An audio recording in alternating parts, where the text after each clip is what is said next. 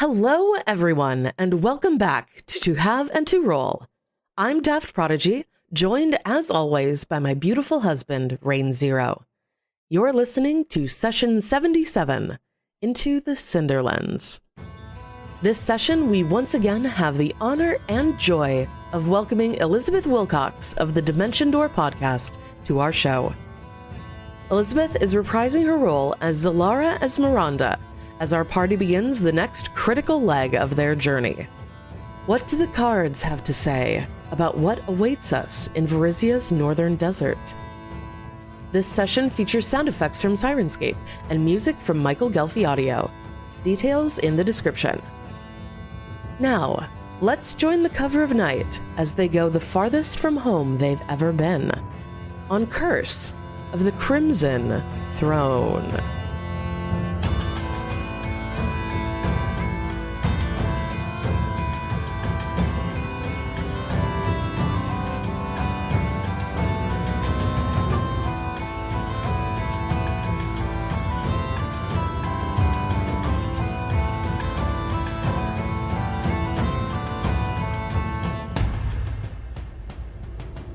Hello, beautiful wife. Hello, beautiful husband. And hello, once again, beautiful guests. Hello, beautiful guest. Hello. Everyone, we are joined yet again by our friend and now second-time collaborator, Elizabeth Wilcox. Yay! Of Dimension Door. Yay! Happy to be here. Oh, it's so wonderful to have you here. Gosh, it's been so long since we had your first recording. Really has. That was we are like so happy to have you back. Like that was one of the best harrowings I've ever heard. It was so good. And it was really good. We're very glad to have you back in the house, so to speak, for another. Oh yeah, I was looking over my horror reading notes from last time, which I don't store things well, so they aged accordingly. And yeah. I'm very excited to see which cards come up this time because I like seeing the overlap. Yes. Do you want to give our listeners a little reminder of who you are and what brings you here? Yeah. I'm Elizabeth Wilcox. I am the social media director and also a cast member on the Dimension Door podcast, where I play a cartomancer witch. And as part of playing that cartomancer, I taught myself how to do horror readings, fell in love with cartomancy. And so now I am here very much happy to play Zalara and give a beautiful reading for the characters of To Have and to Roll. Yes. And we are beyond honored to have you here. I did the first two hero readings in Curse of the Crimson Throne, which was a big process of me flipping back and forth between the Harrow instruction manual and the back of the book, and that. And I was like, oh my gosh, if there's somebody out there who knows this better than me, that'll be great. And you do such amazing stuff on Dimension Door, and so I was very happy to bring you in. Well, thank and you did it having live, which is honestly even more amazing to me. Daph, would you like to recap for everybody what we were doing recently? So we just made our way out of a little side venture in Kermaga. We stopped there to talk to Bishop de Bear, who was away from her post at Corvosa's Farazbin Temple, to look up the sort of past and deal of Togamor, a bloat mage who has become the new seneschal of Corvosa under Queen Iliosa's rule. And he came in from Kermaga. Nobody really knew what he was doing. Here, he became a tailor, and then suddenly he was one of the most powerful politicians in Corvosa. Mm-hmm. And so she went to go and do some research, and we thought we would stop by, do a little shopping somewhere where we weren't, wanted criminals, and check in with her. and see what was going on. And we ran into some friends who we decided to help out. I use the word friends loosely, in the form of Buttons, a troll oracle who used his own entrails as his divining tools. And we freed some people from another bloat mage in Kermaga, learned a little bit about the society, the sort of secret society that Togamor was in while he was in Kermaga. And then Trinia fucking died to a disintegrate spell when the bloat mage lady found out that we were taking away her blood sources, who were humans that she had captured. And then you got Trinia rezzed by a strange cleric named Ervast. Yes. Who seems to be a cleric of Eredin who has just gotten his powers back. And he brought her back wrong. Yes, and he brought her back wrong. To the tune of she traded 2 of her bard levels for oracle levels, and was able to see where another one of the relics of Kazavan apparently has met its fate. But that is quite far away. Yes. And we have more pressing concerns with a relic that is quite near at hand. Yes, and so we, having gotten the information we were looking for from Bishop de Bear, we have left Kermaga and are going forth to the Callow Mounds in the Cinderlands to meet with our previous colleague, Thousand Bones, to hopefully learn from the Shawanti there what the deal is with this relic of Kazavan that currently sits upon our monarch's head. And so we join our heroes now as they emerge from the shadow walk that they've been going along, basically walking along at about 50 miles per hour along the borders between the material and the shadow plane.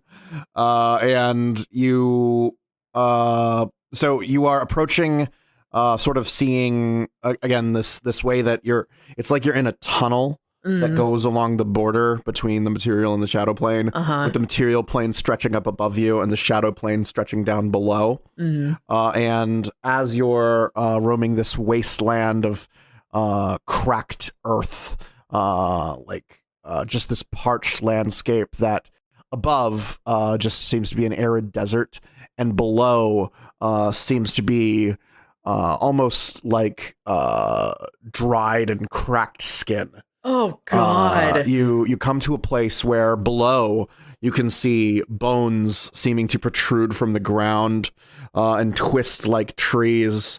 And above you can see these circles of stone rising out of the ground. I will say Unia seems relatively unperturbed, but everybody else looks deeply uncomfortable. Damien is actually shivering a little bit, and he's got his tail wrapped around one of his legs to sort of keep it from whipping around. It's like he's trying to make himself small as he's walking. Okay. And so as we leave and get back into the sunshine, everybody is going to seem pretty relieved. Okay. So you come out, coming out in the area with the circles of stones and things like that? It occurs to me that there may be some folks like waiting outside the area who might want to say hello to us first, rather than just having us appear out of seemingly nowhere in the middle of their sacred space. So I think that we will pop out as we are approaching. Okay. So you pop out about how far off would you say? Probably within sight, probably like 200 feet or so. So basically, now that you are actually on the material plane and you can see down into it, the Calamounds themselves have basically, there's a place where these small cliffs rise along the sides, forming like a little canyon. And in this canyon, you can see there are piles of stone, in which the stones are placed in ever tightening spirals, where basically you have one long, You have one long border around the edge that twists in on itself and continues up in this conical fashion until it arrives at the center. And the center of each mound of these spiraled stones is topped with the skull of an animal. Oh, wow. In one, you might see a pile topped with the skull of a fanged cat-like creature. In another, you might see one topped with what looks like some sort of cow skull. It seems that they're organized in some way, that each has a specific animal head associated with it. All right. Can I make a knowledge religion check to see if I can learn or figure out a little bit more? The spirals seem Pharasman, but I'm not sure what the symbology of the animal skulls is. I guess they probably correspond to given tribes, but yeah, you can roll knowledge religion. All right. Let me see who has knowledge religion again. Okay, Unia has knowledge religion, obviously, but they're not very good at it. And Ophelia does not have knowledge religion, and Damien does. So I'll roll 2 d20s and we'll see how it goes. I actually have a d20 here if I can find it. I do. I got a new set of dice from the dice shop online. This one is green and purple and sparkly, and so I'm going to roll with this. Unia gets us started off freaking right with a natural 20.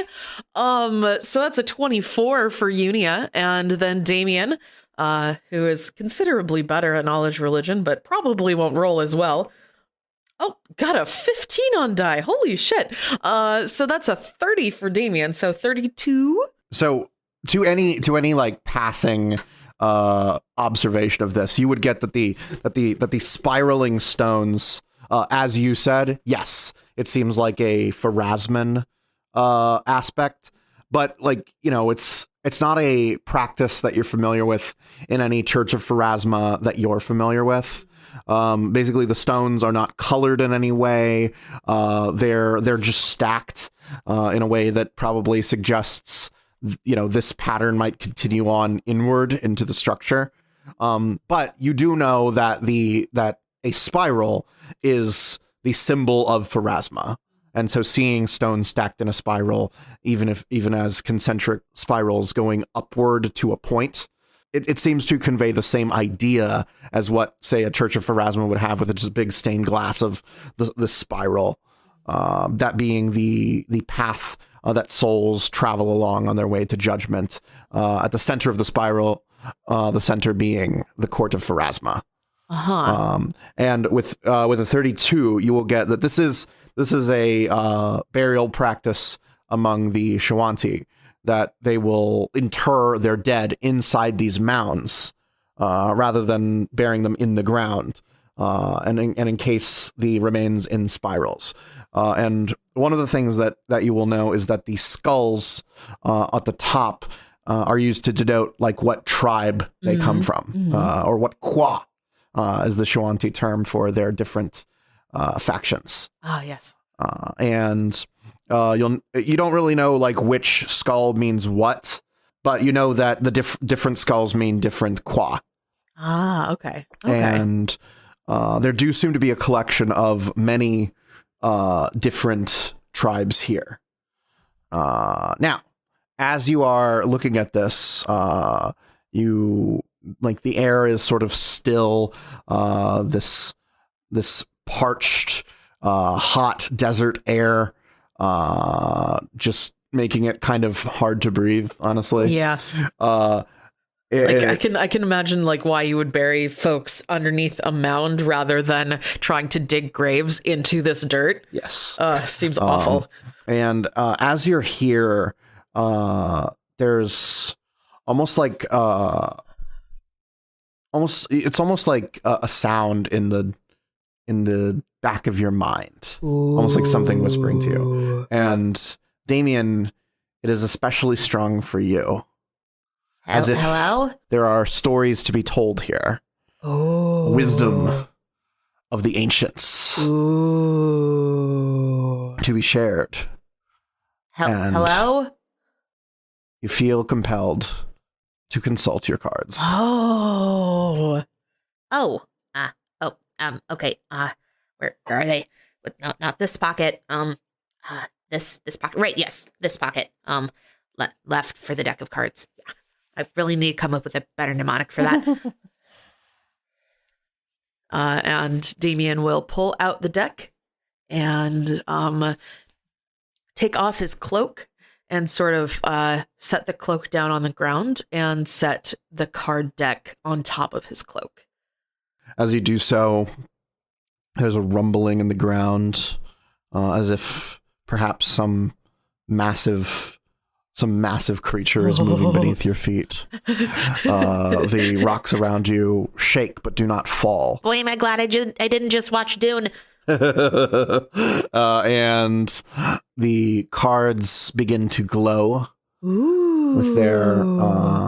with their beautiful like blue and purple and red, and an image of what appears to be like a picnic blanket laid out before you takes shape, and a small table at the center, and then a smoky trail coalesces into the form of Zalara Esmeralda. And now, welcome to the scene, Elizabeth. Hello. Oh, hi. Welcome to the Cinderlands. It's been a while since you've been out. I'm sorry that it isn't in a place that has more water or plants or any shade, really. What this place lacks in vegetation, I assure you, it gains in spirit. The spirits are strong here, Damien. Oh, okay. Yeah. I kind of got that impression. But I think I was getting that impression from you. So, I mean, we're kind of, this is a really sacred place for a lot of people. And we're hoping to make a good impression. I'm not very good at making good impressions, but hopefully, other folks here are, like, Trinia. Hopefully Trinia's better at making impressions. Although the first impression we had of her was running away as a criminal. But Trinia goes, "Hey,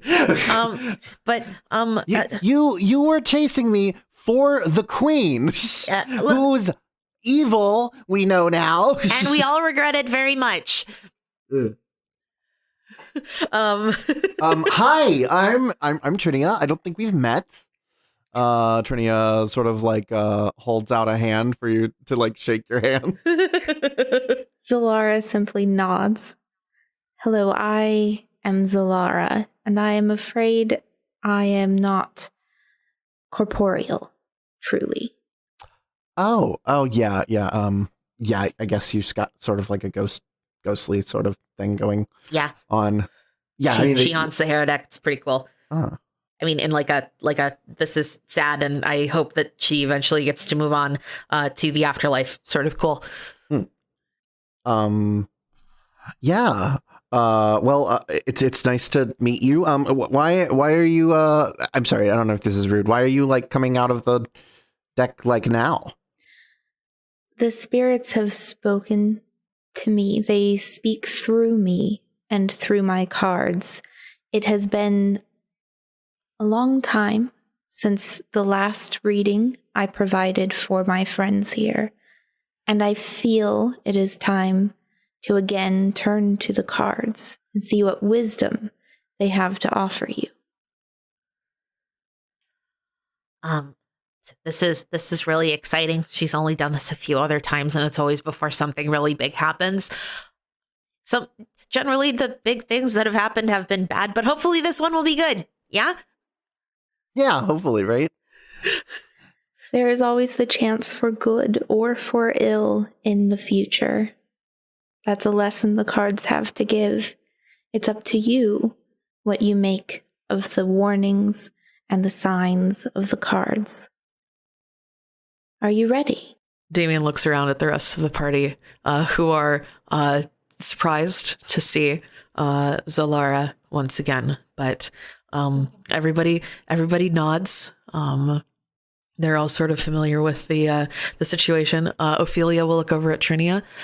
I don't know if you've never been present for a harrow reading before, have you? Do you want to participate? Yeah. I mean, I've heard about like tarot readings and stuff. Like, yeah, these can be kind of intense. Yeah, it's like it's like the Verisian way of predicting the future and stuff, right? Yeah, and it's actually like scarily accurate a lot of the time. And it's pretty neat actually. So yeah. Okay. Oh, good. Cool. Yeah, I could go for that. Like, I'm always willing to try new stuff. Good, because I sense, Trinia, that you are a part of this now. You have a role in this group. And just as you have a role in this group, so shall you have a role in this reading. First, we shall select the role cards for all of you here. And Zalara pulls from the deck. Actually, like holds the deck out, and you see like 9 cards just sort of pull out from where they should be where they are in the deck, and then just like sort of drift over and set on the table. I pre-laid the cards just because it's easier when working with a virtual tabletop to do it beforehand. But if you guys want to like move them around or anything like that, you can do whatever you want. Nothing up my sleeve. I'll move a couple while we're here. Aw. Trinia. If you want to move any, feel free.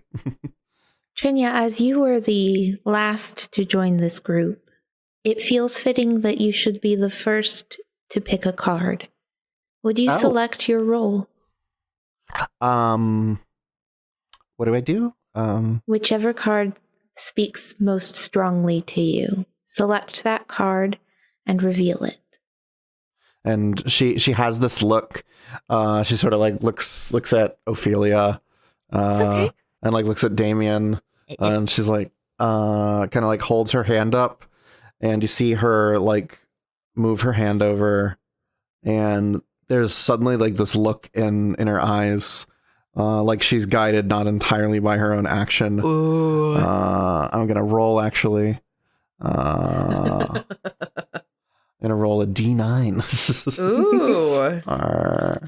1D9. Roll for the roll card.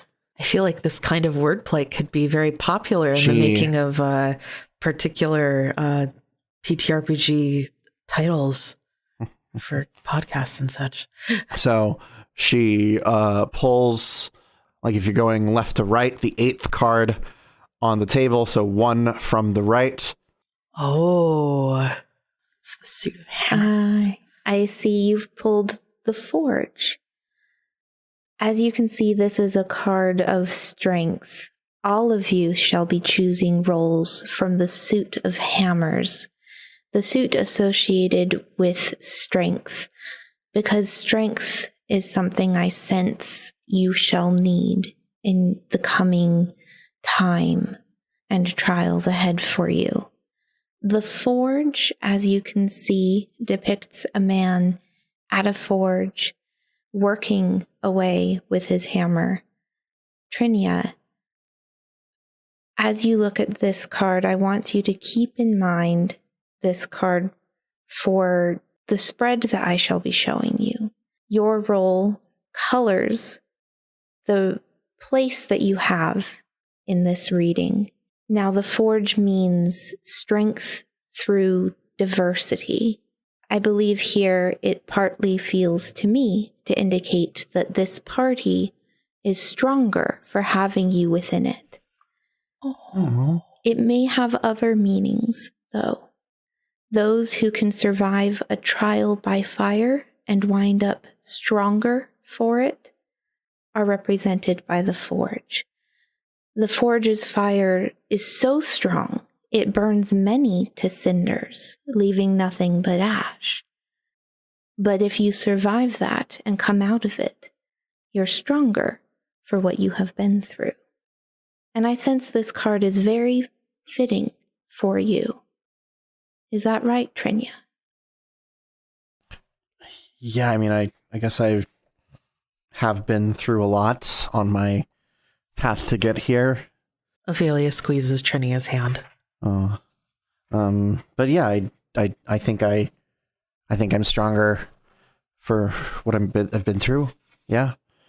Yeah. Now, who shall choose the next roll card? Here, I'll go next. Ophelia looks at Trinia and winks and will draw a card. Ophelia will draw the second card, the one second from the left. Flip card. Ah. I see you've drawn the big sky. As you can see, this is a card that indicates the throwing off of shackles.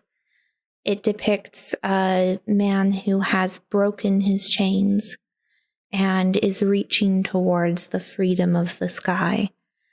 This is a card that symbolizes a moment that feels important, a moment of momentous, powerful change.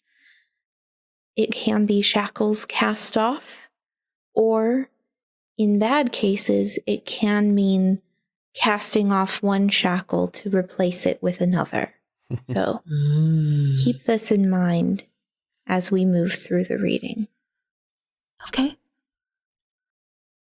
As the cards are being drawn, the air around you is cooling, and you can start to again hear those rumbles. You hear the sound of you hear the sound of clinking chains in the distance. You can hear what sounds like echoing footsteps in a long hallway. Oh.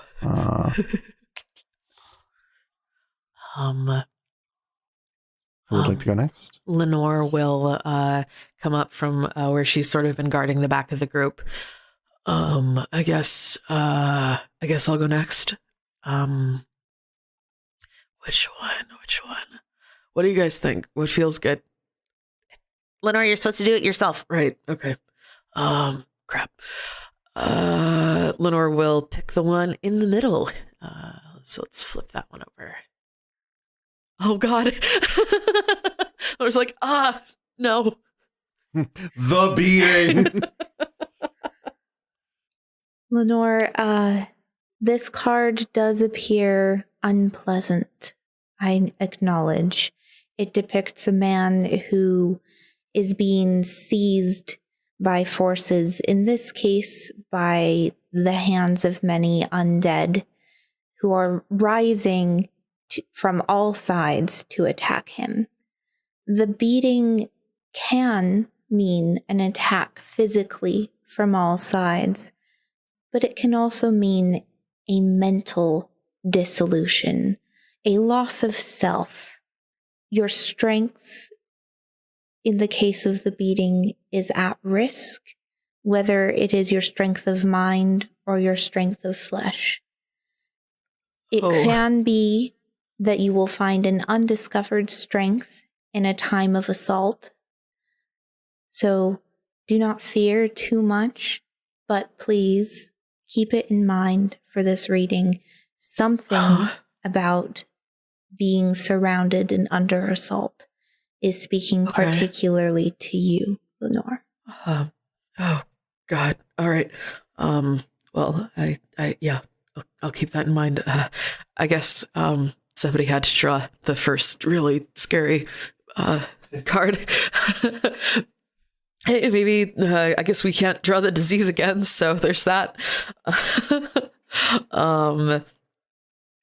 Bead of sweat sort of drips down this off of Lenore's brow as she puts down, or she holds on to this card as everybody else is drawing their rolls. Unia will come forward and look at the remaining cards. And not really saying much, they will survey the 6 cards that are remaining. And they will pick the 4th card from the left remaining, the 6th in the original spread, and flip it over. Oh, hello. Unia, you have selected the Paladin for your role. A role that feels most fitting for you, yes. It does not simply symbolize a warrior on behalf of the divine. It symbolizes strength in the face of adversity. The Paladin does not back down. The Paladin instead insists on staying the course, no matter what the cost. Which can be a caution as to the cost of doing so, but can also be a promise of strength. Either way, keep in mind that strength and that insistence on staying the course, and internalize it as we do this reading today. Their eyes linger on the paladin's sword. I'll do that. And as you look at the paladin, you Unia, can hear what sounds like the distant invocation of battle cries called up in the name of Eridan that you would have once heard in the line of duty, but cries that have long since been forgotten by most. I guess that leaves me. I was kind of waiting to let other people go first. I guess there's probably a lot of scary cards remaining. Damien will pick the first card, the one on the far left in the spread. Oh. Damien, you have selected the Uprising. As you can see, this card depicts a group of people who have risen up against a power above them. You can see a peasant on this card has a pitchfork, and on that pitchfork is a crown. This is the rising up of those who have been put upon against a force much more powerful than they are. You, Damien, may perhaps be subject to an overwhelming strength that can crush those it comes in contact with. A leader, such as the Queen, or whatever force may be behind her designs. This card represents rising up in the face of that force. It represents being caught in the clutches of that force, but having that chance to overthrow it. It is a neutral card, but I feel it captures your current position quite well. Keep it in mind as we proceed through this reading. You may be able to overthrow, but you are against a force much more powerful than you are. Okay. Yeah, I'll keep that in mind. Okay. With that, you start to hear the people singing the song of angry men. That uprising ended in death for everyone involved. Oh my god! Except for like the one guy. Hope it's a different uprising then.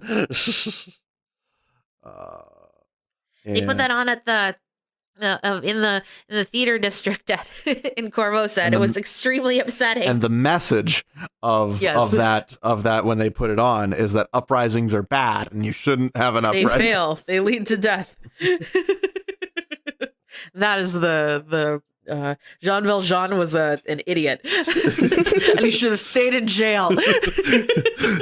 In fact, at the end of the production, they have somebody come out and say, "In case anybody didn't interpret this properly." Anyway. We do not endorse the stealing of bread to feed your children. This is what happens when you steal bread. Countries fall apart. Anyway. Javert, the unsung hero. Yes. Anyway. But yes, for a moment, if you blink and you're looking at the card, it's almost like the crown takes on the look of the crown of fangs. But then, like, if you shake your head, it's like, oh no, it looks the same. It's a lot of responsibility. Now, I want for all of you to keep your role cards in mind, but also to remember these cards serve as much as a promise as they are a warning. Even cards that appear evil do not necessarily mean that your future and what this reading holds for you is necessarily ill. You have control over your own destiny. All the spirits can do is offer their wisdom to help guide you in your choices. Now, if you will give me your roll cards, I shall shuffle and begin the spread. And everyone will hand back their cards. Rain, if you would like to take those away from me, and you can actually keep those. Oh, I have 2 separate decks. The magic okay. of technology. The magic of the cards. This is also so that I can keep track of it in the future. That actually makes sense. Yes. Thinking about the future, doing a heroine. It's very good. And the cards are returned to the deck. Zalara begins to shuffle in that magical way that she does, where cards will rise up and float around and return to the deck. She'll arc the cards across, and they'll even do like little loop-de-loops in the air as they go from one hand to the other, and fan out into different fans, and then collapse in on each other again. Mm-hmm. Ophelia, sensing Trinia's apprehension, will sort of wrap her arm around her waist and pull her in a little bit. And Damien will get out a handkerchief and just sort of like wipe, pat at his brow a little bit. Lenore looks a bit stressed, and Unia actually seems to be at ease after their drawing. Interesting. Unia, the paladin, does conjure up the image of the man that was in Trinia's paintings, the paladin of Eridan that led the crusade against the forces of Kazavan. It seems like drawing that card, it's very portentous for you. That's exactly what I was thinking when I drew it. I was like, oh boy, oh boy, oh boy, oh boy. And now the cards have been shuffled.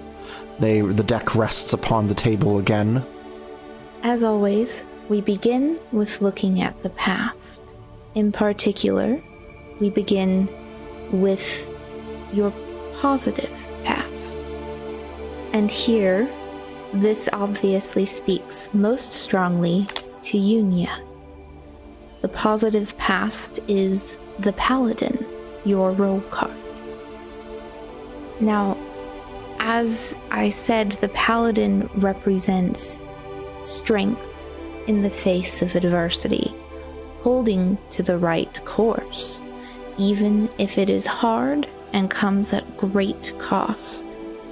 This speaks most strongly to Unia, but for all of you, it indicates that you have been strong thus far, and you have done your best to hold to the correct course, regardless of the cost to yourself and to others. This card speaks very strongly here, not just because of Unia's role, but because it is also in a position of perfect alignment. It is in its true space within the spread. A very positive past indeed. Now for your neutral past, we have the Foreign Trader, a card from the suit of books. The Foreign Trader indicates any who trade in information. It, in some cases, may be spies, in other cases, peddlers. It is a bargain made, and it could be a bargain that rings true.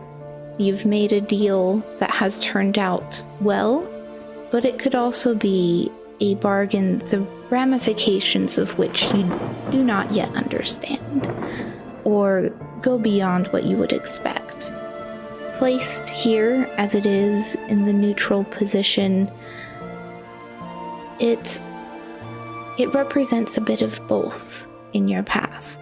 You have made some deals that have gone well for you, but some deals have turned out to have ramifications beyond what you would have expected. Mm-hmm. There's a crackling of distant thunder, and as the thunder claps, each of you sees almost briefly like a vision of Iliosa standing upon a balcony as the city burns before her, and her looking back at you. And instinctually, the four constant members of the party are reminded of the time that they were asked to pick Trinia. Lenore shivers, remembering the additional request that she joined the Grey Maidens. Now, in your negative past, we have the Juggler. As you can see, the Juggler has many things in the air. It is a giant walking across the land, juggling towers, boats, an elephant. The Juggler holds all of life in his hands and tosses them and only hopes to be able to catch them. This is a card of the suit of keys. Now, placed as it is in this negative position, the Juggler represents fate or the gods playing with your lives and your destinies, and perhaps faltering, or perhaps ensuring some tragedy or failure for those whose lives are meddled with.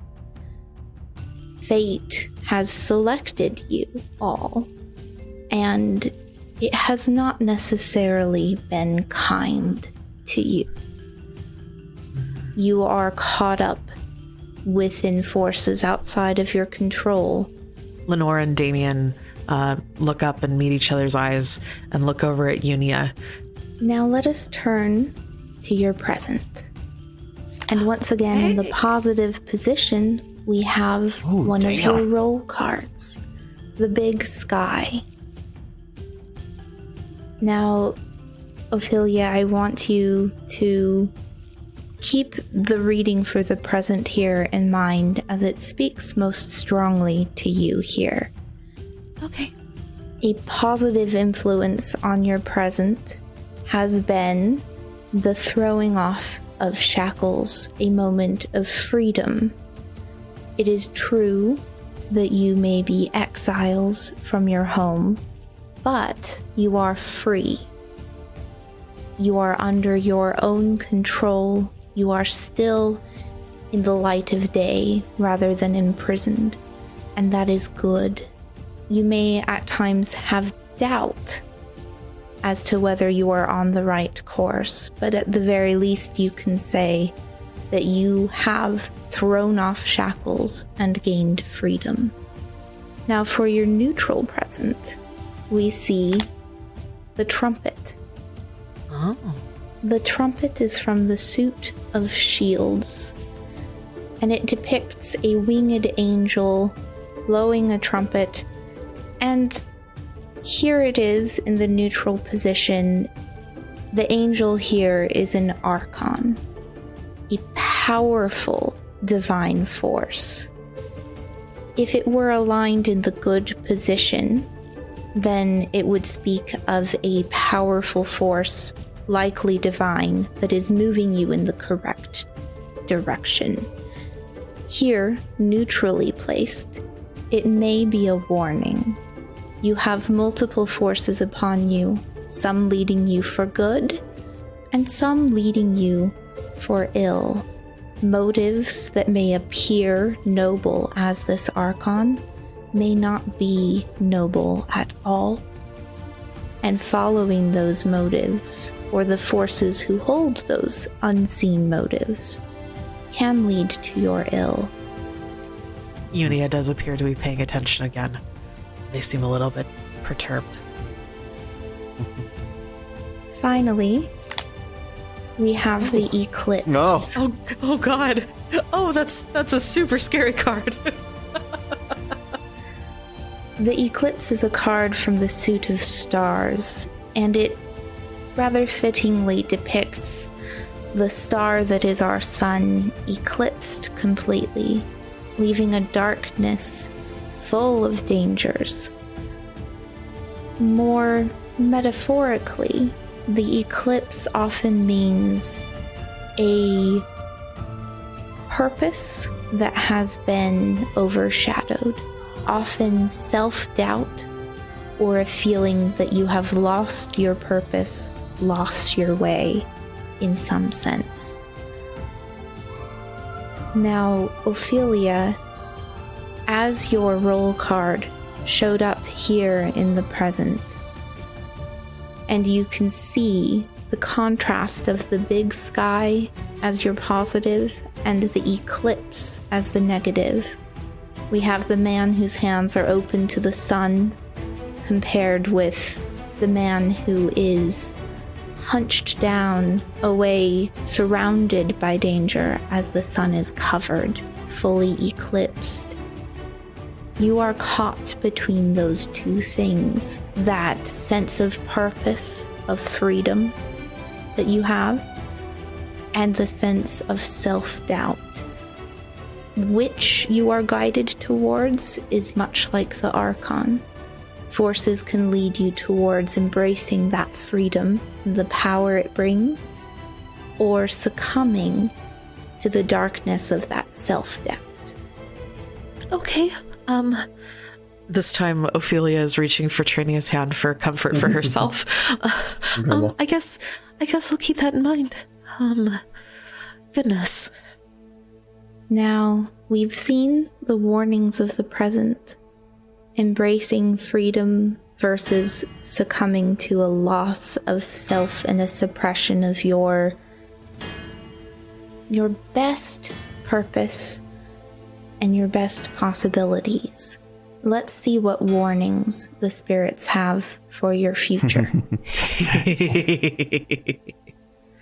As we pass from the eclipse, it does seem that the area grows darker, and in the darkness there is a flash, as if metal being struck against an anvil. Ooh. In your positive future position, we have again one of your role cards. We have the Forge. Now, it is no accident that the 3 cards in the positive position here are all role cards from this group.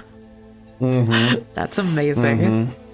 It is very fitting, and I want you all to think on it and on what it means for you. Trinia, the positive future here, you are a key part of for this group. I see in the Forge great hardships that may feel as though they will crush all of you. But if you come through those hardships well, you will be stronger for having endured the trials ahead. Trinia looks at the card. She seems a bit nervous as you're talking, but then as you finish saying that you'll be stronger, she like looks up at you, and then she looks at Ophelia. She squeezes Ophelia's hand. Ophelia hugs her a little bit. Yeah. Now, I spoke too soon. Oh, gods. a familiar card for many of us, yes. The sickness lies in your neutral future position. Now, the sickness is, again, a card from the suit of shields. It is a card that is evil, yes, although here in the neutral position, it may not have its darkest meaning. It is plague, it is pestilence. In the past, that has been most literal for you, but it may mean a corruption of the soul or of many souls. So this is a warning for your future. You have faced a sickness in the past, and you have been bonded together and come out stronger. The positive future for you of the Forge indicates that whatever sickness you face ahead, you have the possibility of being stronger, but it warns you. Beware for your soul and for the souls of those around you, those you care for. And let's look at what the cards have to warn about what your negative future may bring. Oh. Oh, God. The Lost. Perfect alignment. Again, the Lost unfortunately speaks most strongly in your future. It is perfectly aligned. Of the suit of stars, it depicts a Bodak, which is a soul lost forever to madness. So you have a hope in your future of enduring and coming out stronger, but you have a risk, a very strong risk, of falling, of being lost entirely. There are forces that you will face ahead, I sense it, that are unfathomable in ways. You are not yet strong enough to face your ultimate foe, the Queen. But what you shall face, while strong, is not insurmountable. You have that promise of the Forge, and I want you all to remember it, my friends, and cling to it. Look at that risk of the lost and think of a future where you have lost yourselves, but also where the souls of those you have left behind at home may be lost instead. You have trials ahead. It will not be easy, but cling to that hope that you have in each other. Look at that strength at the top of this spread. The Paladin, the Big Sky, the Forge. You are stronger together. You are exiled, but you are free. And there is hope, although there is darkness for you ahead. One thing I'd like to draw attention to as the cards are all laid out, we have both perfectly aligned. Positive past. Positive past and negative future. The Paladin and the Lost. Both knights in shining armor. One, a bastion of good and hope. The other, a remnant of one who has succumbed. Yeah.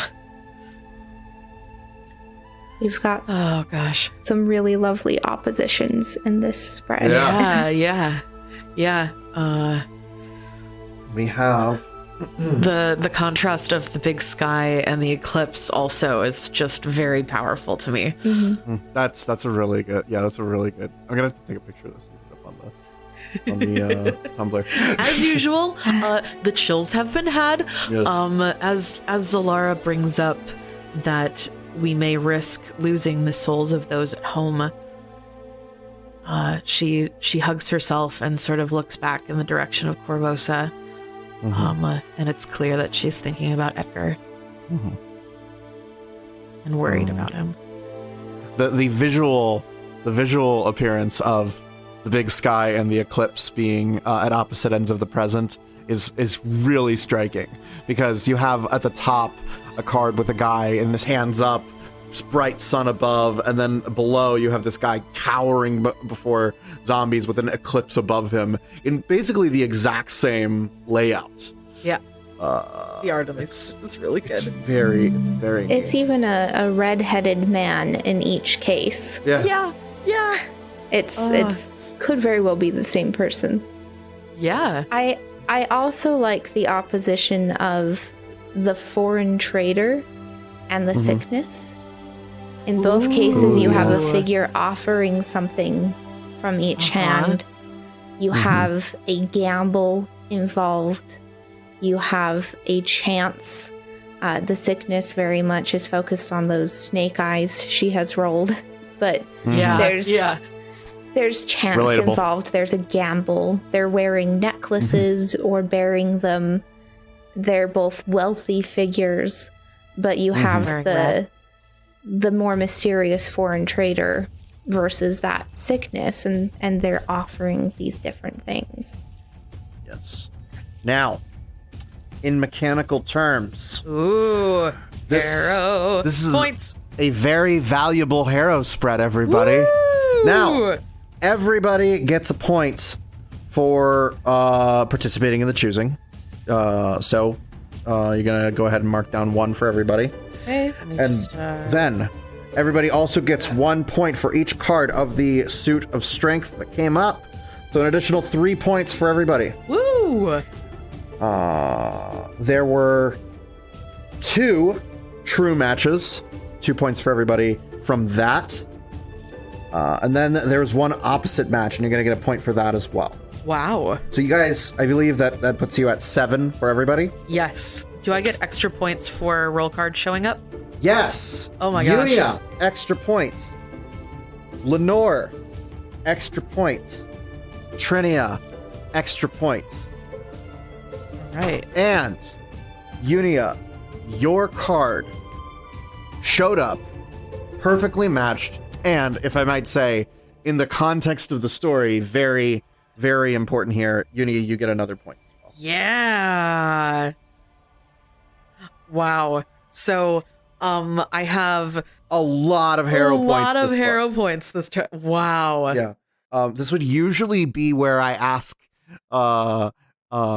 Elizabeth if you want to give them hero points, but I'm cutting you off. I'm cutting you off. That's it.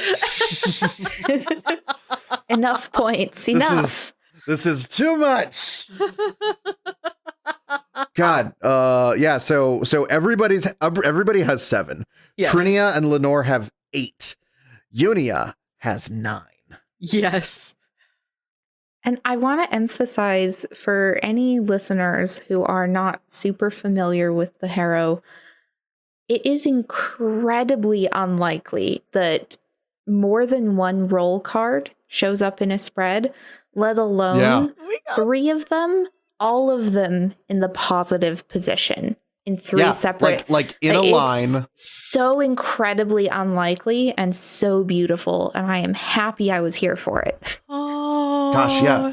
Daft, I might have to ask you to run the statistics on that. That's... Yeah. This one is huge, man. This is so wild. Fate finally smiles upon us. I do want to say... This will be good because... Oh, sorry. Go ahead. Oh, no. I'm babbling. I'm very excited. Now, just so you know what we're doing with these cards, right? When you show up in your scene of the choosing, basically each card is associated with a given scene. And when we enter into that scene, you will gain certain benefits. When we enter into the scene of your choosing, you will gain a +2 bonus on all strength-based checks and an additional +4 bonus on grapple combat maneuvers and strength checks to break objects. Ooh. Now, As always, you can use your hero points to reroll checks of the chapter's suit. So in this case, strength-based checks. All right. That's climb checks, grapple checks, any strength-based check. You can reroll it by spending a hero point. You can keep spending hero points until you get it right. So if you really have a strength check you need, have them in use. Yeah, Ophelia, we need you to arm wrestle somebody. You can spend a hero point to do a brutal strike, which is you gain a +5 bonus on damage rolls with all melee or natural weapons for the duration of one combat. Ooh. Or when spending on a brutal strike, you can ignore an object's hardness for 1 round. Completely ignore it. For those of you who are not familiar with hardness, hardness is any object's resistance to being damaged. Basically, when you hit an object that has hardness, you reduce any damage it takes by the hardness, unless the damage type that you're dealing is what that object is vulnerable to. For instance, rocks are vulnerable to sonic damage because, it fractures them. Or wood is vulnerable to fire damage because it burns it. But generally speaking, when an object takes damage, you subtract the hardness and then apply the damage. Mm-hmm. Daft and I are very familiar with hardness because we play Higher God. A player character can spend a hero point to be treated as a size category larger than normal for the purpose of attempting grapple combat maneuvers, wielding weapons, lifting heavy objects, and determining whether a hungry monster can swallow her whole. That seems really specific. That does seem really specific. This adjustment lasts for 1 encounter, but no more than 10 minutes. Okay. Can you just give me the list again? Size category larger. I've posted it in chat. Excellent. Okay. Yes, so you can refer back to it as many times as you need. Ooh, look at that. Okay. And with that, with the hero points thus allocated, the spread done, the sounds of the harrowing begin to fade. And with them, so too does the table. The deck returns to the satchel at Damien's side. And Zalara also begins to fade. Thank you. Zalara, do you have any final words? Remember, I'm always here when you need me. Until next time. Bye. Nice meeting you. Trinia waves. Yes, thank you. Yeah. I'll keep in mind. Lenore is still looking back towards Corvosa. Yes, thank you, Zalara. And with that, she fades away. And in the absence of all the imagery of the harrow, you become aware that you have an audience. There are archers lining the cliffs around you, their bows trained on you. Right, we got distracted. We were gonna say something like we come in peace. And a man with a skull painted over his face approaching. We are gonna put our hands up. We are not holding weapons. We would like to appear non-threatening. Yes. Now, as a note, Elizabeth, thank you for joining us. Thank you. Oh, thank you again for having me. So neat. That's oh my so goodness. Cool. Oh my goodness. What a powerful reading. This stuff never fails to give me chills, but this one especially is just, my goodness. Thank you for being here. Thank you for doing the reading for us. This is lovely. It's always nice to have you. My pleasure. Thank you for having me. I love the cards and I love your podcast. So I am more than happy to be involved in this way. Ooh, before you go, should we give you an opportunity to talk about your podcast a little bit? Well, if you're where are you coming from? What do you do? I'm coming from the Dimension Door. Since you're listening to Have and to Roll, you clearly have excellent taste in actual play podcasts. Thank you. Yes, obviously. You probably love Pathfinder.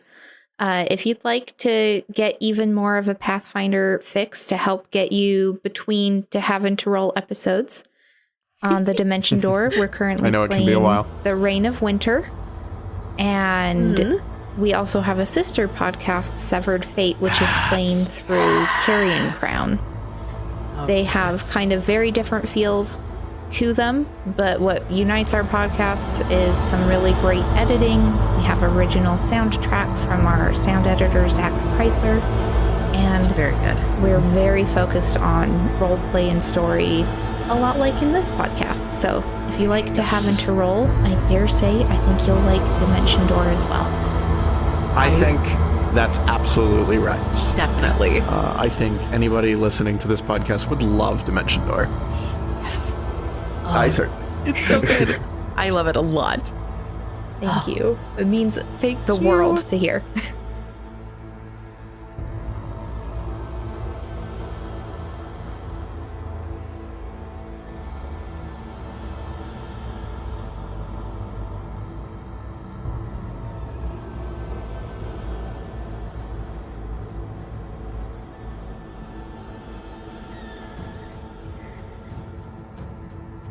And we're back. Alrighty. So, as the image fades, you find that there are Skonqua bone slayers. Oh shit. Perched on the cliffs around you, and a man with a skull painted over his face. He looks to be probably about middle age. Oh, it's not Thousand Bones. No, he's got like the full skull shit. face paint over his head. Where you've got actually the bone slayers. They wear like wolf heads, and they're all women.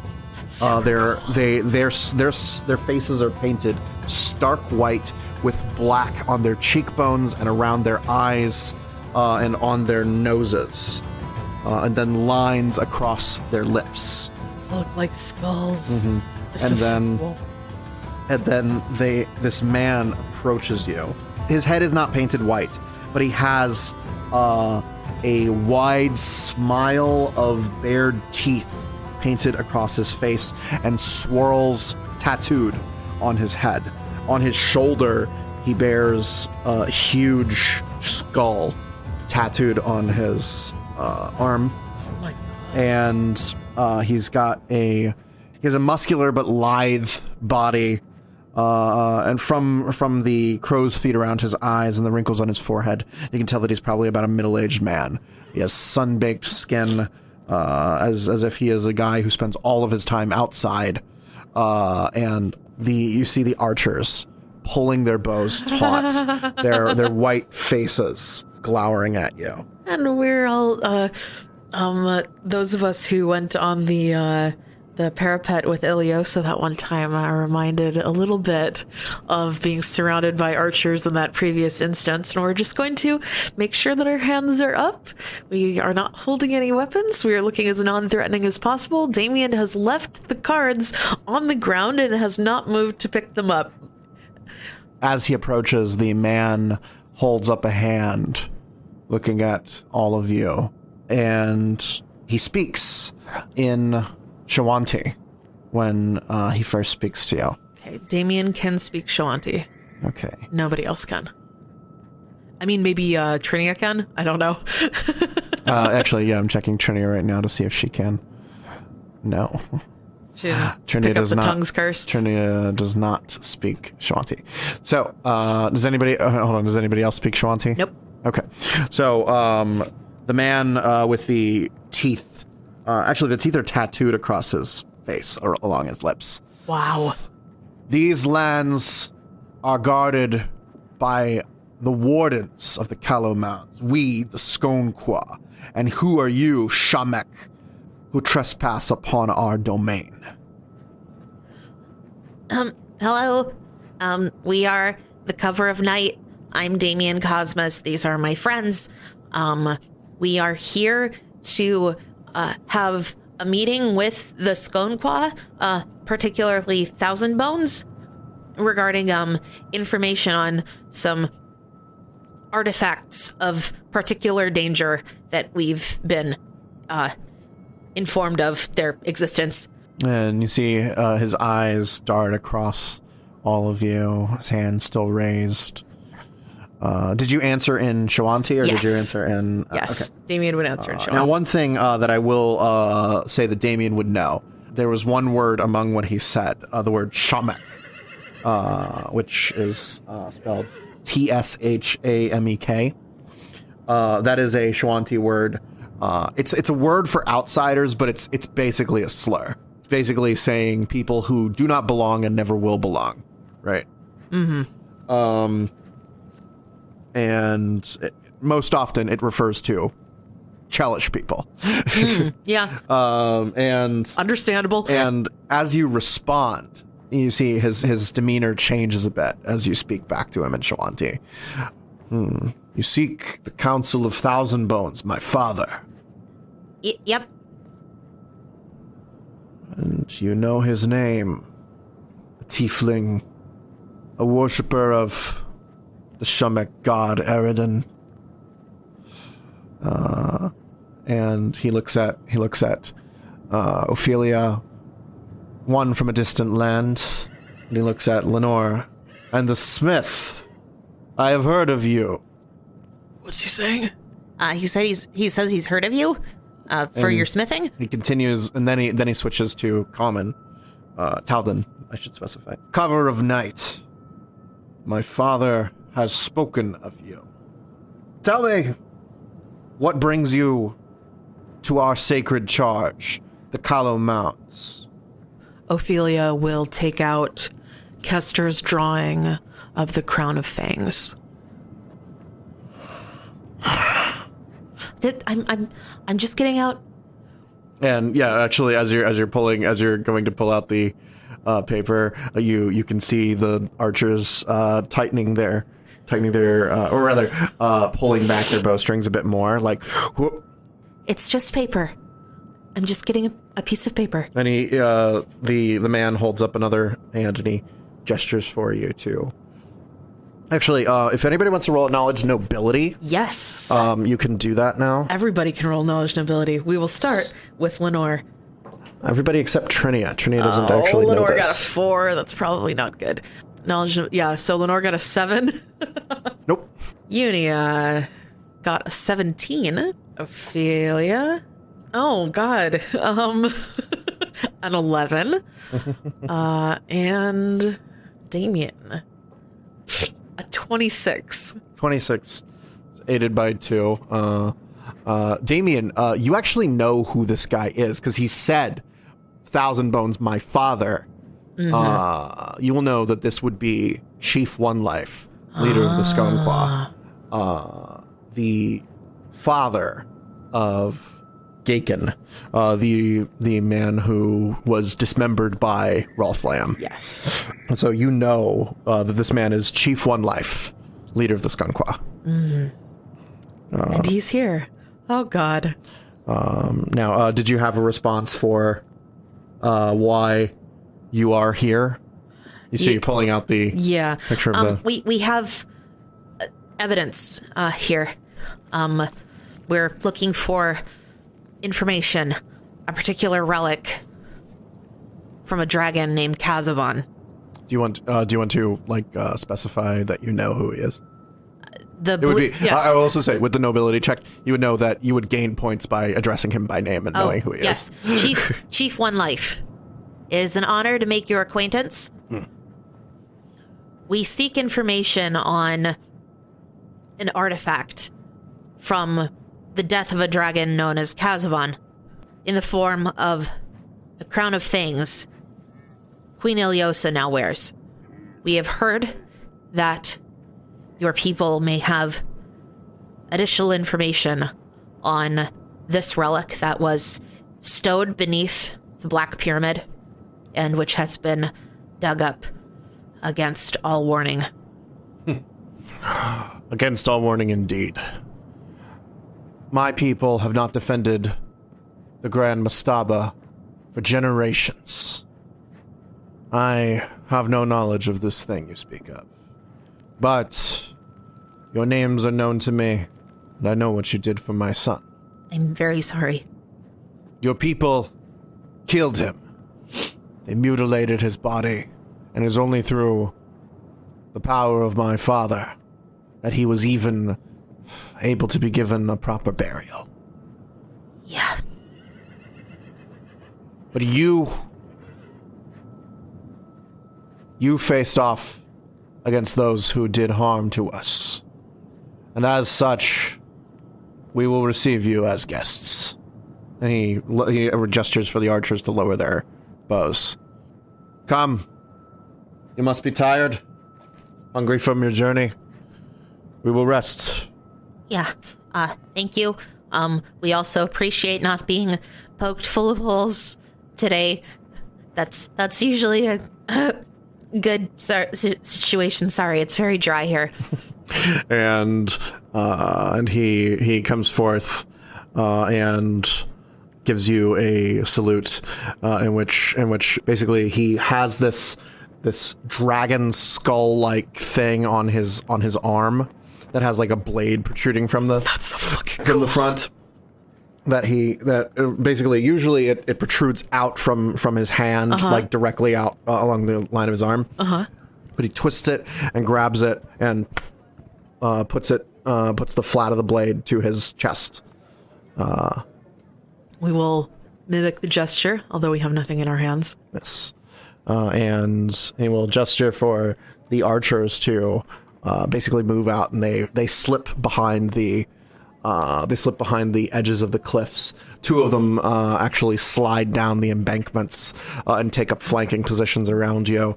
Bows still at the ready, but not drawn anymore. Okay. And he starts to lead you toward the eastern part of the Calamounts. I'm just gonna get my cards and my cloak over here. Just give me a second. You did you happen to see the visions and stuff that were happening there, or were we just standing there like idiots for like 15 minutes? We saw your speech with the spirit. Whether you were friend or foe, it is forbidden to break the peace of the Calamounts, especially when the spirits speak to those present. Well, we appreciate your discretion. This is why we are wardens of the Calamounts, not rulers. Yeah. And Damien is sort of chattering nervously. We got here. We used a shadow walk to get here, actually. So it hasn't been as long as it might have seemed. This is it's very dry here. yes, a parched land, not one that has often been meant for settlement. No. And yet this is where we live. I mean, I'd heard, but I've never actually been here before. Welcome to the Cinderlands, friend. Thank you. Is the world as you will find it here. It is a harsh life, but it is ours. And as you're walking, you'll be walking past hundreds of these little cairns with spiraled stones and skulls on top of them. And actually, I do have art. Ooh! I'm going to share with you the art. So you can see what the area looks like. Oh, that's really neat. And you can see the archers with their skull faces. Look at them. Oh, wow. And I appreciate the dedication to an aesthetic. It's very cool. And he says, I appreciate that you know me. And he looks to the others. I am Chief One Life, chieftain of the Skonqua. And these are my bone slayers, those that patrol the Callow Mounds, searching for undead that seek to disturb the sleep of those who rest peacefully. Oh, are undead a big problem around here? They can be. As with many places where the dead rest, some do not rest peacefully. Oh, thank you for the warning. You will have no concern here.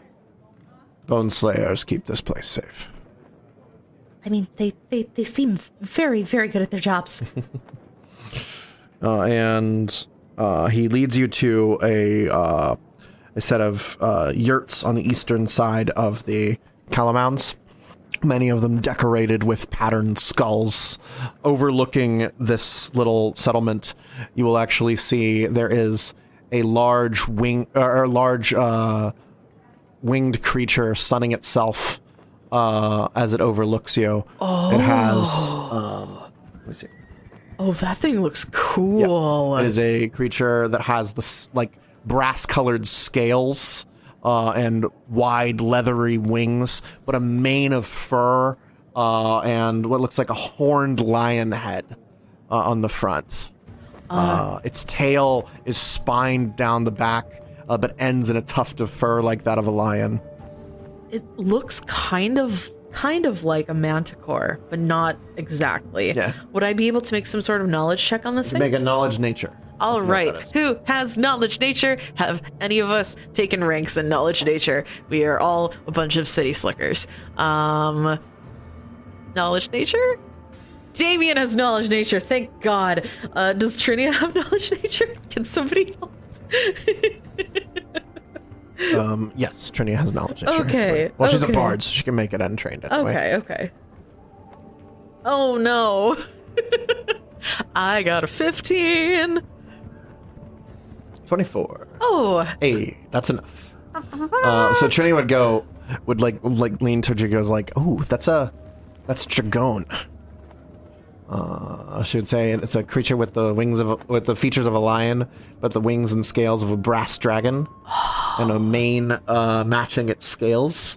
That's cool. What is this thing called? A Dragon. A Dragon. So it's dragon with an E at the end. Yeah. Okay. A dragon and then N-E. Oh, okay. Dragonnne. Yes, Dragon. All right. And so, possessing the savage instincts of lions and the cunning of brass dragons, Dragons combine the fiercest features of these noble creatures into predators, both awe-inspiring and deadly. The origin of Dragons generates endless speculation. The odds of these creatures being direct crossbreeds of dragons and lions are quite remote, for numerous reasons.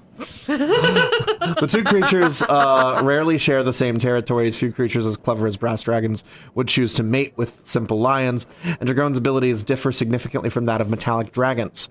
While otherworldly breeding experiments and magical mishaps remain possibilities, few satisfying explanations make themselves apparent. Although many creatures rightly fear these ferocious hunters, few Dragons are blatantly evil. Most are just highly territorial and seek to defend their homes and hunting grounds from interlopers. Creatures that draw too close to a Dragon's lair are typically met by the residents' fearsome roar, followed by the claws and fangs if this warning is ignored. Those who attempt to settle in a Dragon's territory find themselves harassed constantly until they decide to leave or the Dragon is slain. These intimidating predators spend the majority of their time on the ground, even while in combat, since their wings prove somewhat ungainly. Mm-hmm. Now, with a 24, you will also know, looking at this Dragon, that its wings actually look crippled. Like they're so damaged that it doesn't look like it would actually be able to fly. Like the bones are bent, and it does not look like it's actually capable of flight. But as you guys are approaching, it actually stands up from where it's been sunning itself. It stretches. You can see its massive draconic claws stretching out, and it yawns and actually bounds down the cliff face toward you. And David's gonna go, Chief One Life holds up a hand, and as he does so, the creature moves to put its head under his hand, and he runs his hand along its horns, and then down into its mane. Lenore is watching wide-eyed. Wow. He looks at Chief One Life and says, "Who speaks Draconic?" Damien does. That's it. So Damien, you hear it look at him and say, have you brought me another meal? No, yes. No. And Chief One Life responds back in Draconic. It's like, no. These are the ones who returned Gaken to us. And At that, the dragon actually nods toward you and sort of bows its head a bit. Can I pet it? I wouldn't recommend it. Okay. Hi, you're really cool. And it just looks at you, and Damien, you just hear, oh, they're speaking Shamek. In Draconic. Damien says a little bit sniffly in Draconic, making sure that he pronounces everything very accurately. It's a pleasure to make your acquaintance. Roll diplomacy. Having Damien roll diplomacy is always a... Oh boy, let's see what that +0 modifier gets us. I rolled a 17. Damn. Okay, and it sort of goes, I'm sure it is. I'm Wicked Claws. Wicked Claws. And as it says that, it actually flexes one of its front paws. You're very aptly named. You're very aptly named. You enter into this encampment. There are about 75 people, making their way around the encampment. Some of them cooking, some of them tanning leather. There are a few people tending to some dogs and other animals. They have a few horses on hand. A number of yurts around, including one that is rather large with a hole in the top out of which smoke is rising. And from this, you will actually see the flaps of the yurt open, and an old man with a skull painted on the front of his face emerges. Hello! And he leans heavily on his walking stick, his long black hair falling behind him, and his dark cracked skin is drawn into a smile as he sees you. Greetings, Cover of Night. I received word from Seneschal Calipopoulos that you would be joining me. Yes. I hope your welcome was appropriate. He looks at One Life. Yes. They've all respected the sanctity of the Calomounts, I'm sure.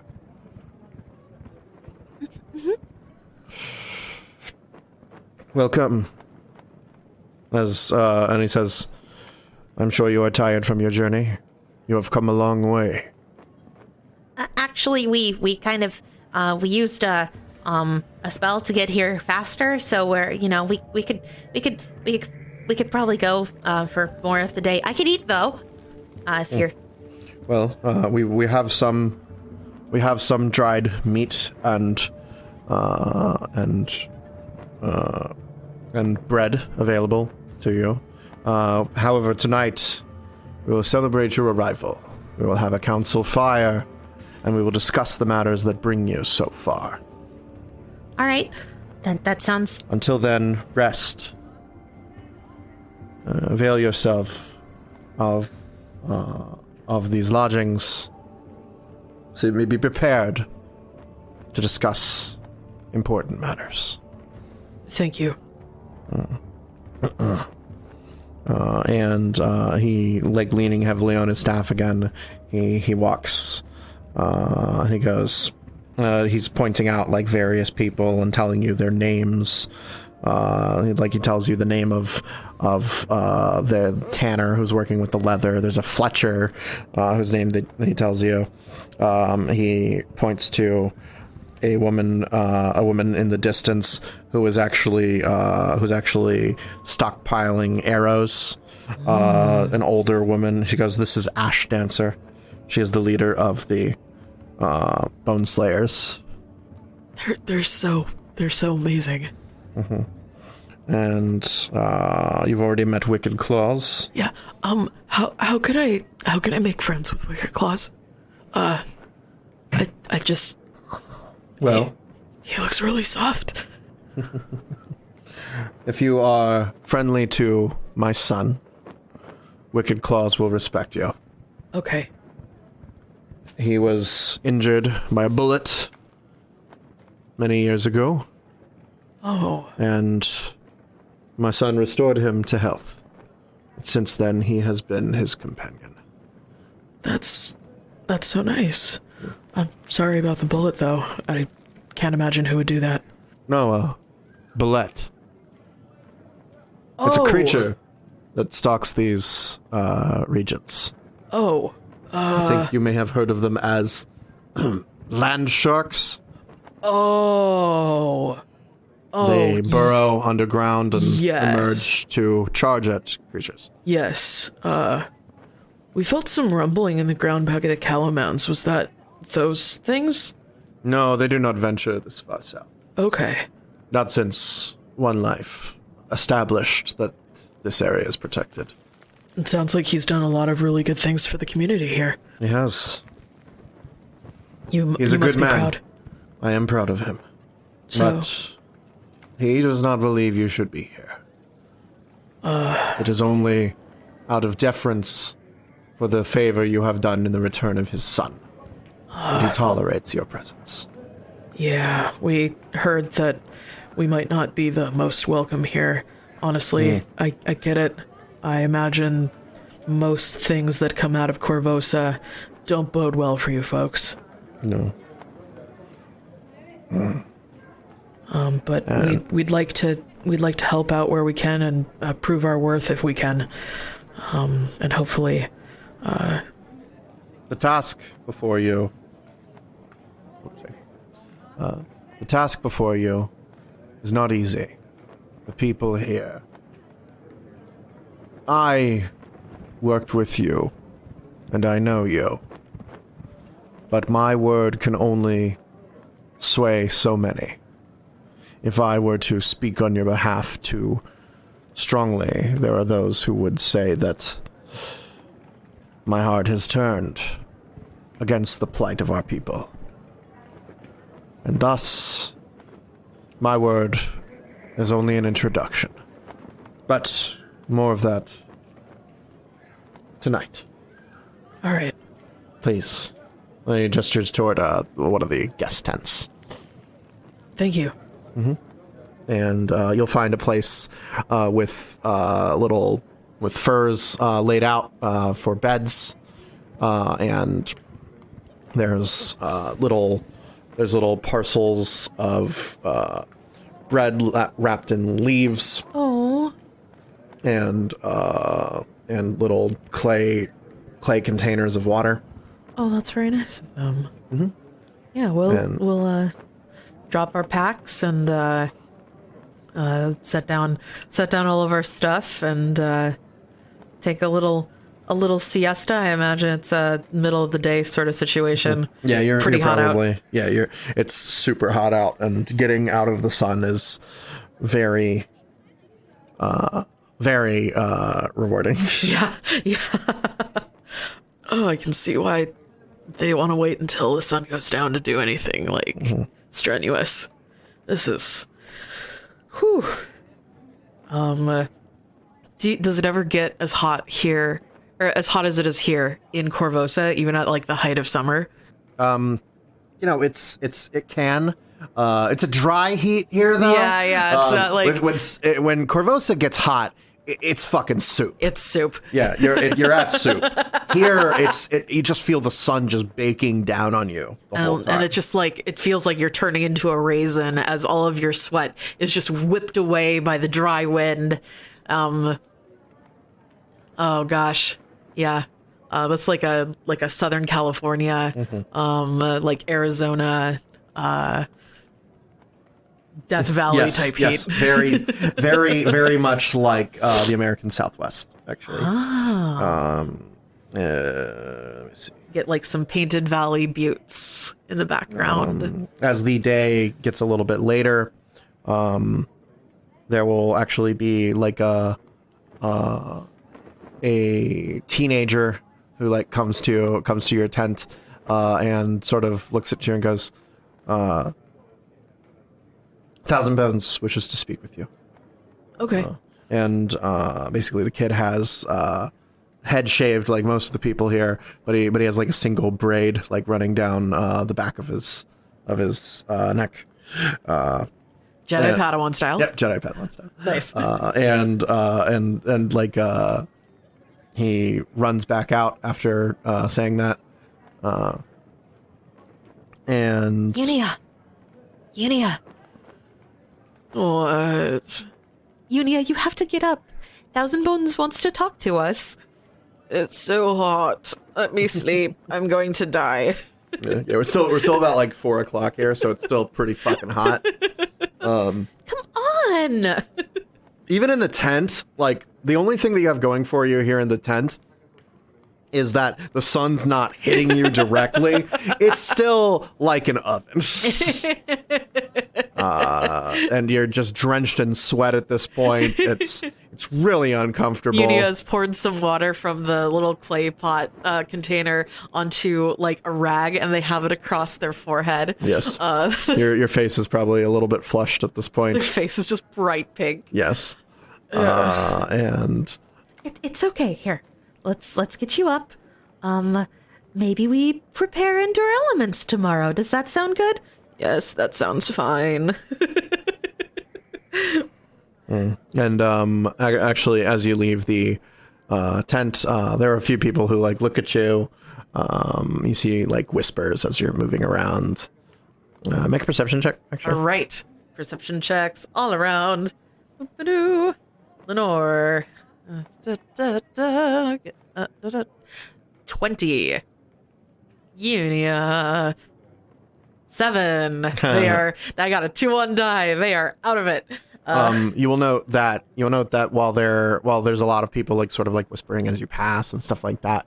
Who got the 20? That was Lenore. Lenore, you notice that a lot of them, their gazes are resting on Unia.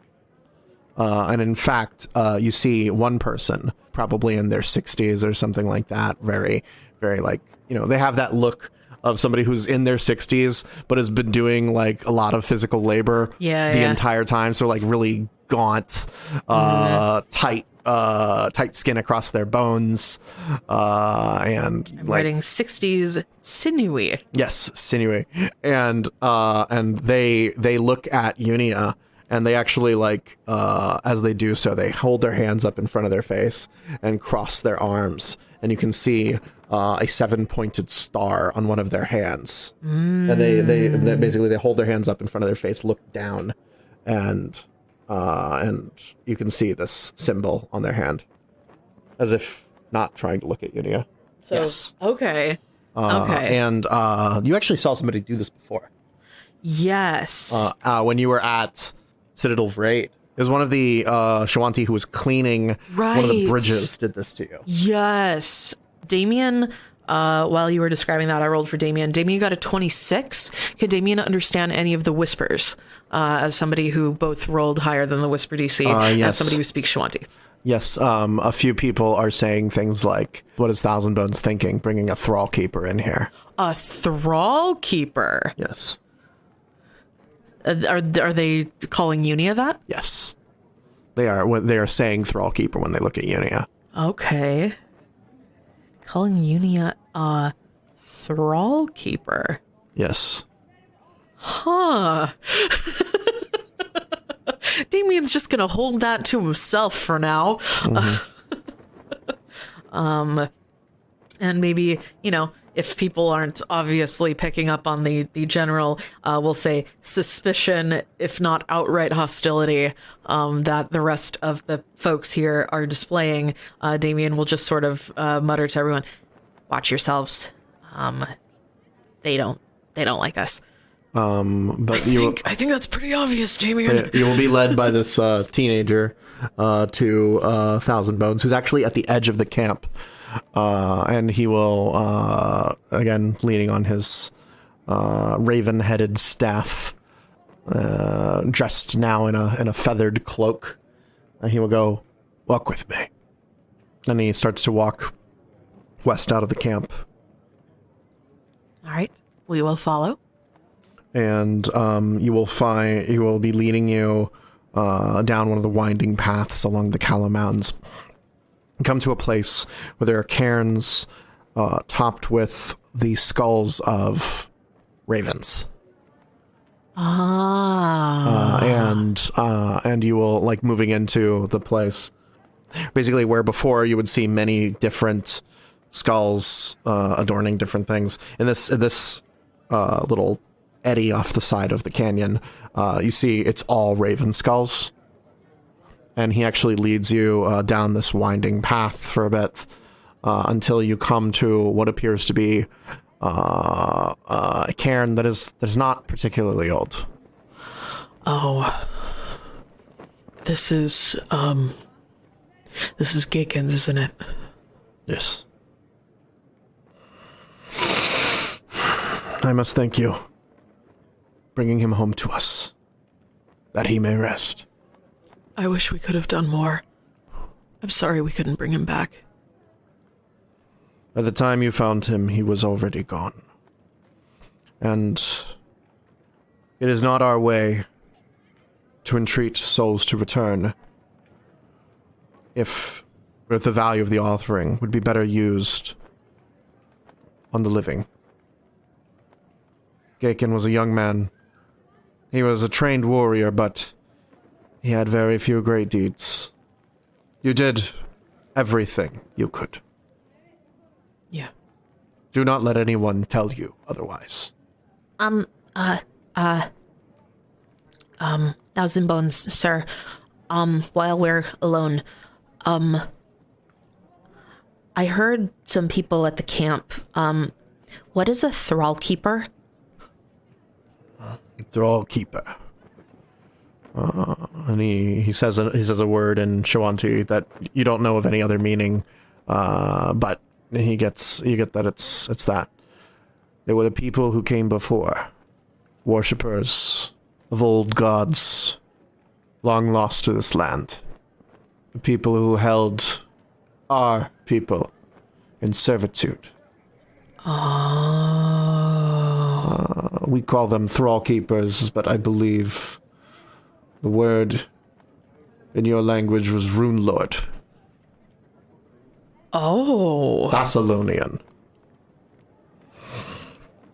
They held our people in chattel, but long ago our people rebelled. Their empire was scattered.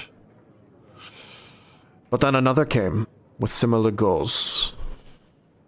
He sought to conquer our lands. He looks at Yunia. He looks at Yunia's holy symbol. He called himself Eridan. But we knew what he was. He drew on powers that were not his own, and sought to claim more for himself. Thrallkeeper, just as the Rune Lords before him.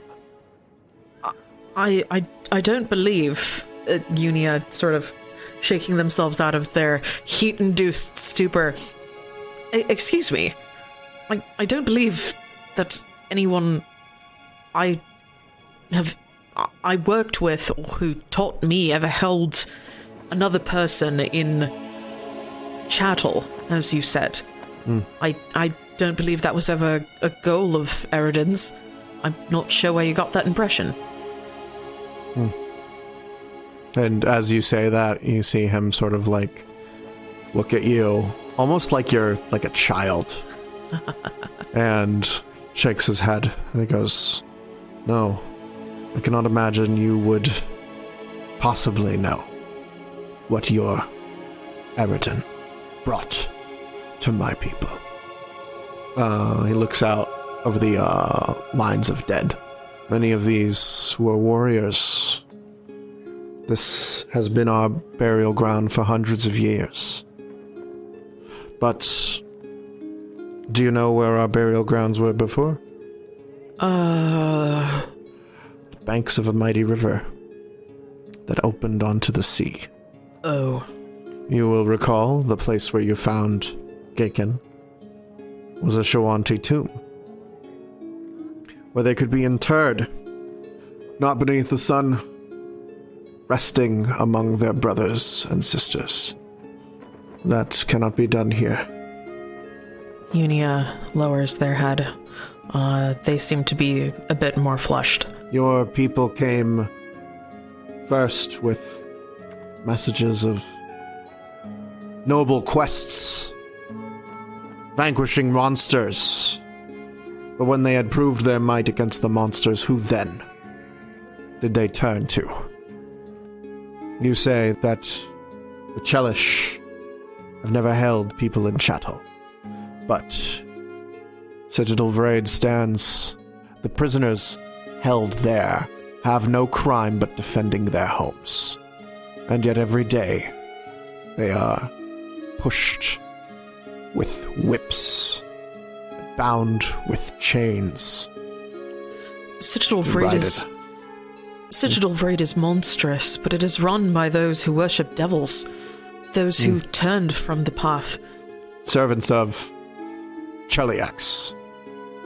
The same Cheliax that sent your people here. Lenore looks sharply at Unia. Unia, you are welcome here for the honor you have done in returning my son. But your god is not.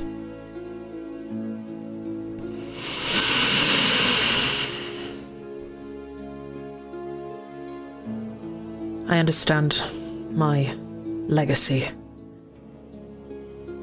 is not what any of us had planned. Thank you for allowing me to be here. I forget that although I and others came here with noble intentions, others who held those same goals did not have any nobility in mind. And you've lived as long as I do. Concepts like nobility wash away. And there is only truth. And the truth is, every Chelish soldier, every cleric of Eredin who came to this land paved the way for those who followed. The card that Zalara showed in the neutral present, the trumpet, flashes in Unia's mind. You will have the greatest challenge, proving yourself before these people. That is the truth. You can try to... and he's sort of like... His expression has sort of softened. That you can tell as he's saying this, he's not saying this to, like, deride you or, like, mock you or anything like that. You can see he is laying it out for you. You will have the most difficult time. The people will never accept your god. And they will hate you for the fact that you bear his symbol. These days I'm hated even by others who worship my god. This is nothing new. But you are noble, and I hope your deeds will speak louder than the symbols you bear. But know, every time they see the symbol around your neck, they will see pain. Unia looks down at their holy symbol. It is not the first time we have been relegated to shadow. And they put it away. And then he goes... Then he sort of like nods, leaning on his staff again. He just looks kind of around to the rest of you. You must tell me of your adventures. Much has happened since we last spoke. Yeah, have you met Trinia? Hey, This is I'm Trinia. this is Trinia. We may have had kind of a rocky start to our friendship, but it's going really well now. She sort of takes Trinia's hand and squeezes it. Oh. Thousand Bones smiles and goes, ah. Oh, you should tell him about the voice in your head. Trinia and the spirit that haunts her for her oracle curse. Yeah, he sort of, actually, I need to go to the bathroom. Oh, okay. So, And then I'll tell him about Roth. So, Yeah, Trinia twiddles her fingers. Yeah. Like, hi. You should tell him about the ghost that saved you. Oh, yeah. Maybe he can help with the distracting dilly. Well, she goes, oh yeah. So, I kind of weird story, right? I kind of maybe got like a little bit possessed. By basically I was captured by these guys. They were called the Craghawks, and when they had me captured, they threw me in this cave, and it turns out it was a tomb. It was a Shawanti tomb, and the spirit offered to help me get out, and it did. But then I died, and it kind of Unrelated. came back with me, and now it's like always there, and like it's like it's always talking to me. And Thousand Bones is going to like sort of like look at her, And sometimes it tells her things, like things that she wouldn't know. and so you see him sort of like look at her and goes, it speaks to you. It tells you things that you have not heard before. She goes, yeah, like, sometimes I know stuff that I don't know if I'm, supposed to know. Yeah, she gave us the location of an artifact that none of us even knew existed when so she came back to life. He looks at her. It would seem that by allowing a spirit into your body, when yours passed beyond the mortal realm and was called back, the connection between you and the spirit that possessed you was strong enough to bring both. But without a body to call its own, the spirit was bound to the last body it inhabited. Oh, wow. It is. He sort of like looks at you. Your people would usually treat this as the same. A possession of an undead entity. But it is not undead. Oh, okay. That was a big concern. So, It has been brought back in the same way that you were. oh, But without a place to call its own. It resides within you. so, if we want to, get it its own body, how do we do that? I'm afraid that the separating of souls, when they are joined like this, is beyond mortal magic. Oh, okay. You would need a power that drives the multiverse itself. Oh, wow. Okay. Do you happen to know, like, what the likelihood is of, something like this, being, present while Trinia is doing things in private? Is it watching her at all times? Is it? It can just sort see of what she there? sees, it can hear what she hears. God. Okay. I might have some apologizing to do then.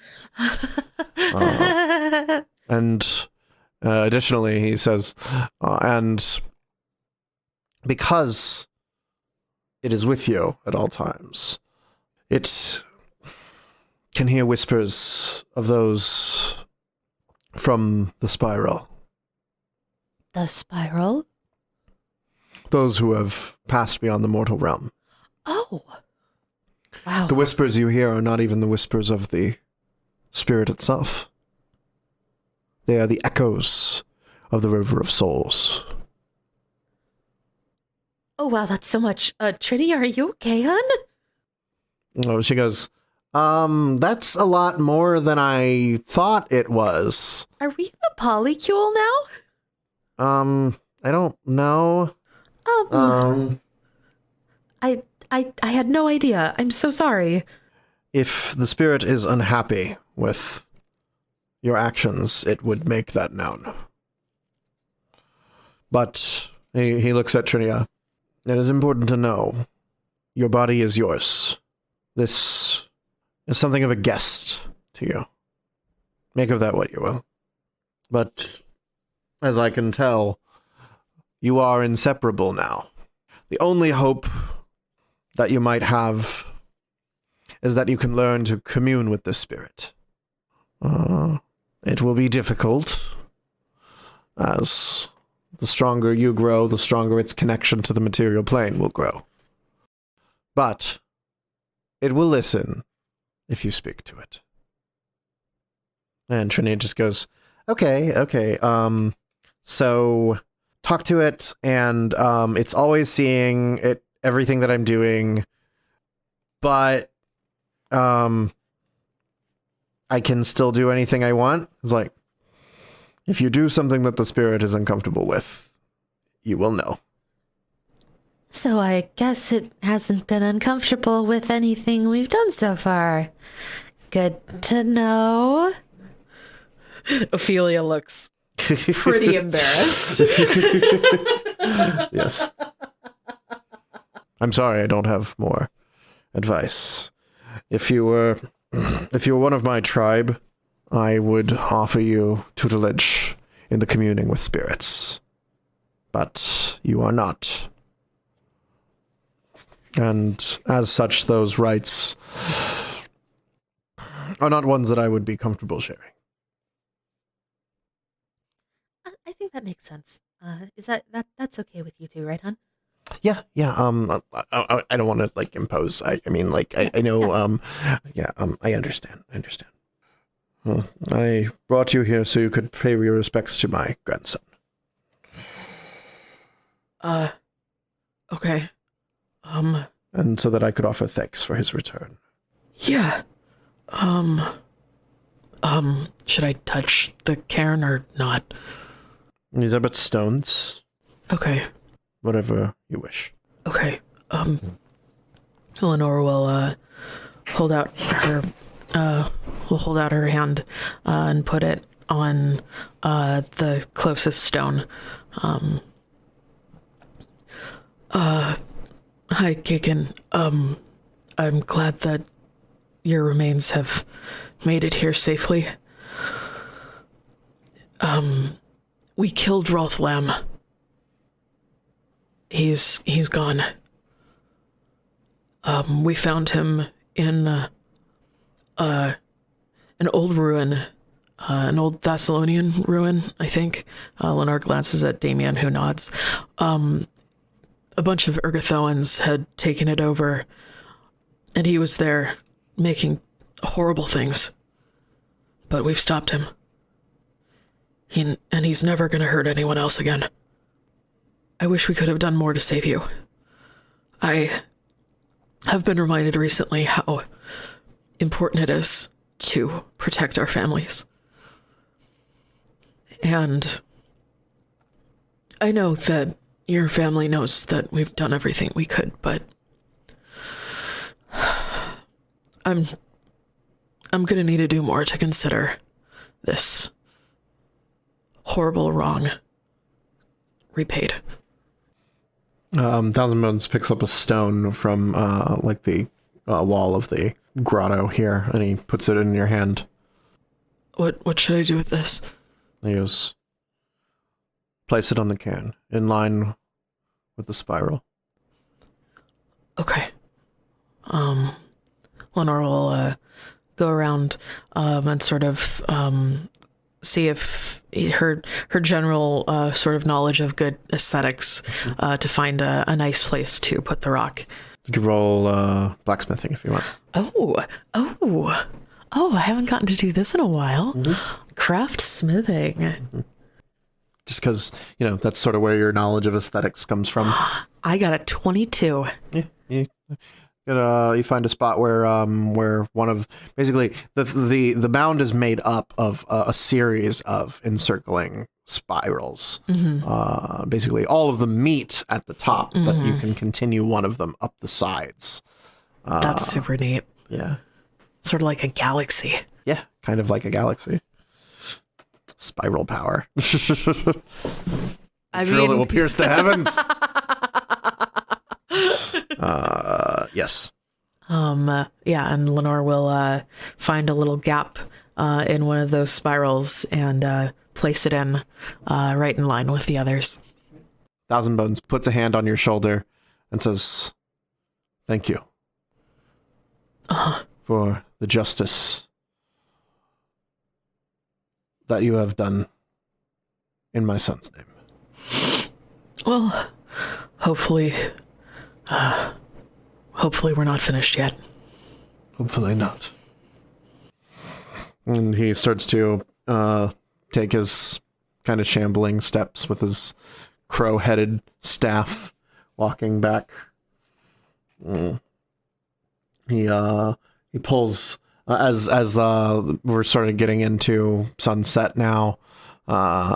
You arrive back at the camp, and you will see there is now a group of very muscular, not very clothed people. Oh boy! Who have arrived here with horses covered in what looks like thatch. Oh. And there are a bunch of them. They have silver and gold body paint on their heads and their pectorals and down their abs. They're led by a man who has quite a hodgepodge of things on him. Is this a Shellenite festival? He is wearing very disparate, let's say, armor. Ah, okay. Here. Oh, dang! Yes. He has what looks like the bones of some small or like medium-sized draconic creature adorning his arm, and a tanned hide pauldron of red scales patterned on the underside with fur, and these red dragon scale greaves on his legs, and a loincloth and a very nice belt, and he has a weapon similar to what Chief One Life had, where it's like a skull with a blade protruding out the mouth on his right hand, and in his left hand he carries a enormous hammer with spikes on the front and back of it. Damien, it's a weapon that you would know is called an Earthbreaker. Wow. And the other weapon is actually a weapon called a Clar. Lenore, it's honestly a little heart eyes over this very muscular individual's whole aesthetic and strength. And he is speaking. He's speaking with one of the members of the Skonqua in Shawanti, and Damien, as you can hear, as you guys are approaching, you see that he looks toward you, and then the other people who are also similarly tattooed and painted with these silver and gold markings look at you, and he looks at Chief One Life.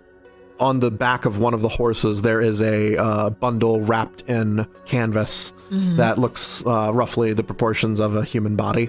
Okay. And the man looks at Chief One Life and he says, in Shawanti,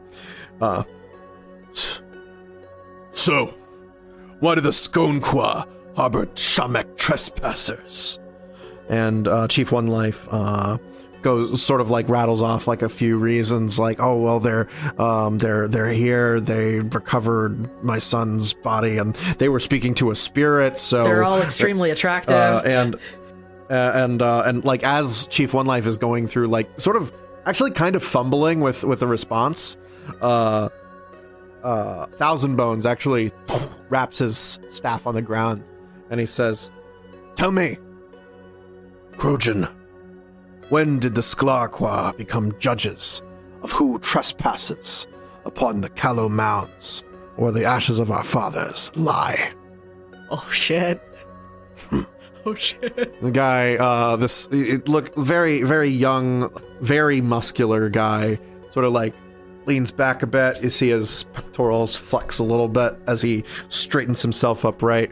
He says, "Your words change the question, Thousand Bones." He scowls at you all. And he goes, "These ones bring trouble to the Cinderlands. And you know it. The coming days shall reveal to us who is right about them. Oh, he's grumpy. And and Thousand Bones just calmly says, perhaps, but not today, and not here.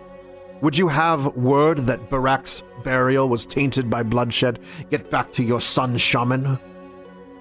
Krojan, the man who has been sort of posturing around here, is like, pauses. You can see the tendons in his neck straining.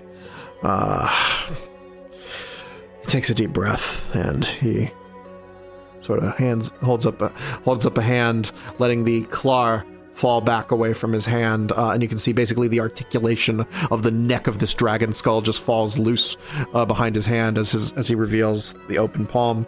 He says, "You misunderstand me, Thousand Bones. My grief has wounded my words, but see to it that no shamek defiles our memories here."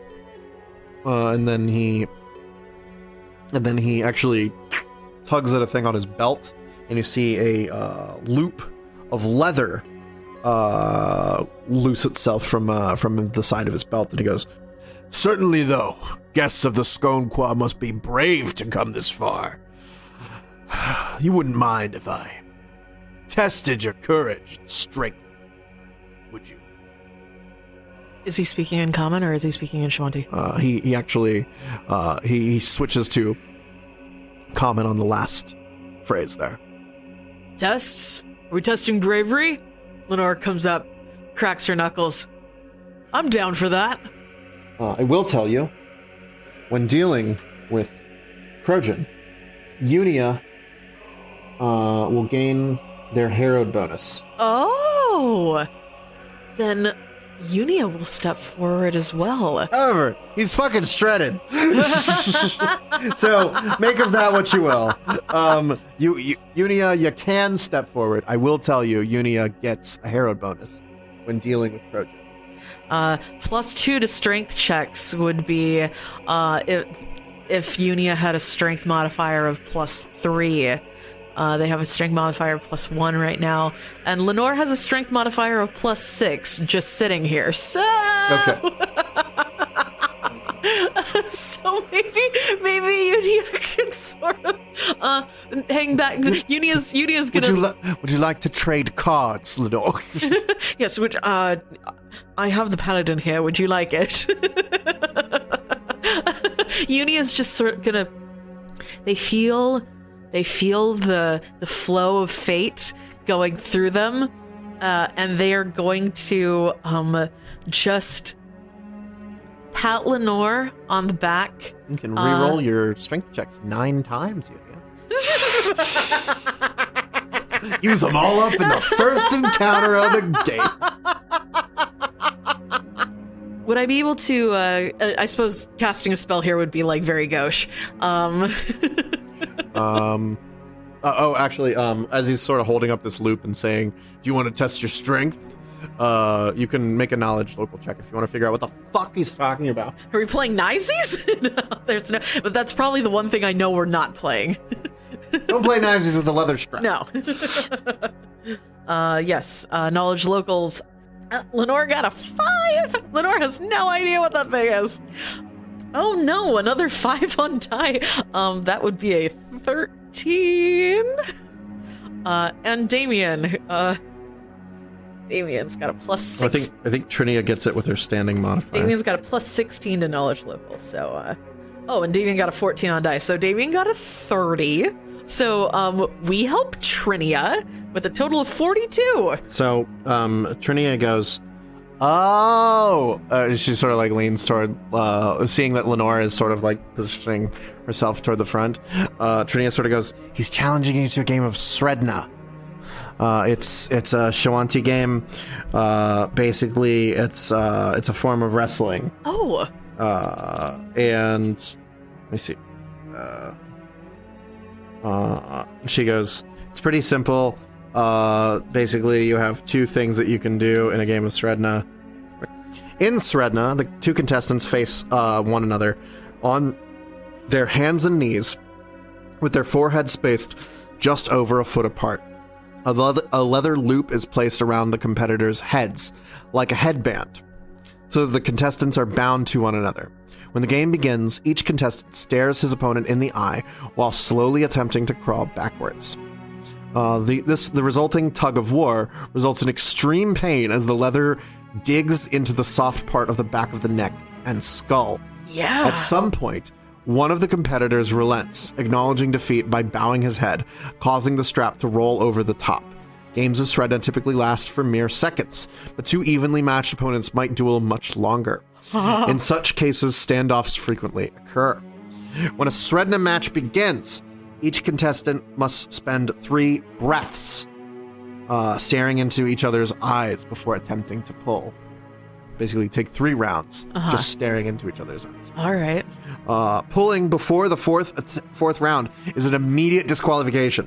All right. Intimidation and patience are almost as important tools to win Sredna match as it is strength. During the initial 3 rounds, the contestants attempt opposed intimidate checks by growling, gnashing teeth, and spitting insults.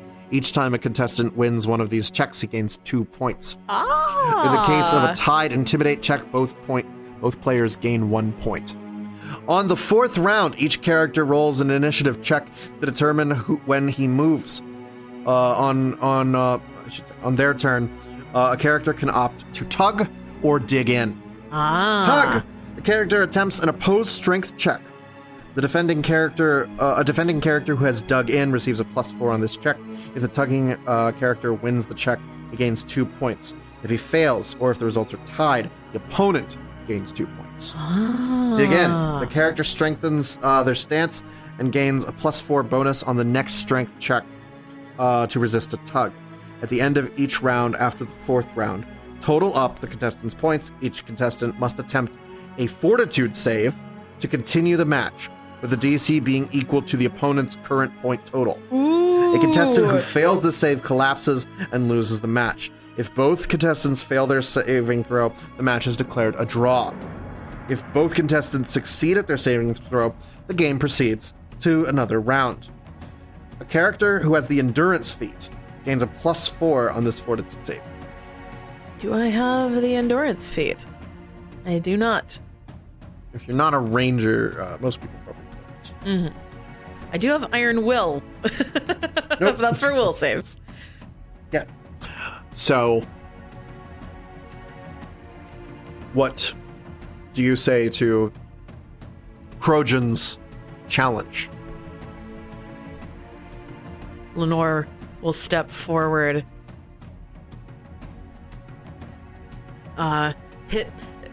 Take her palm and hit it.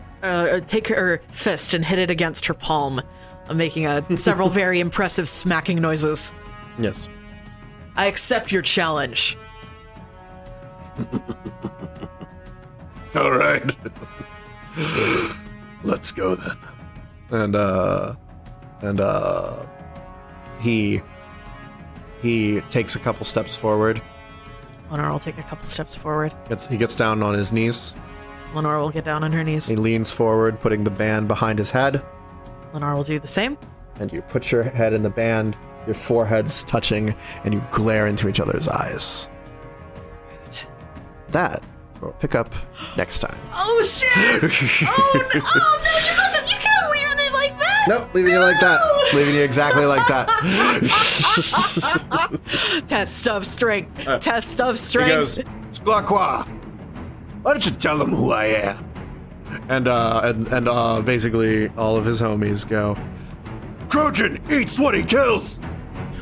I hope he doesn't kill me! Oh no! Oh, this is so cool! Oh my god! Oh, this is so exciting. I can't wait to see how it turns out. A curse of the Crimson Throne!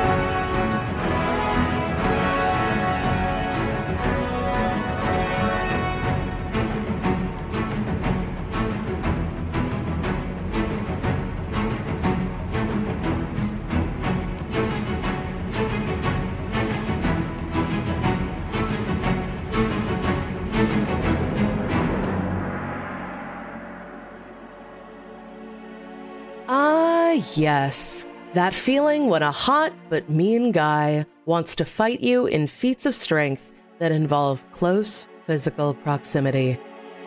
We've all been there, certainly. To Have and to Roll is produced by David Clark and Katie Duckshire.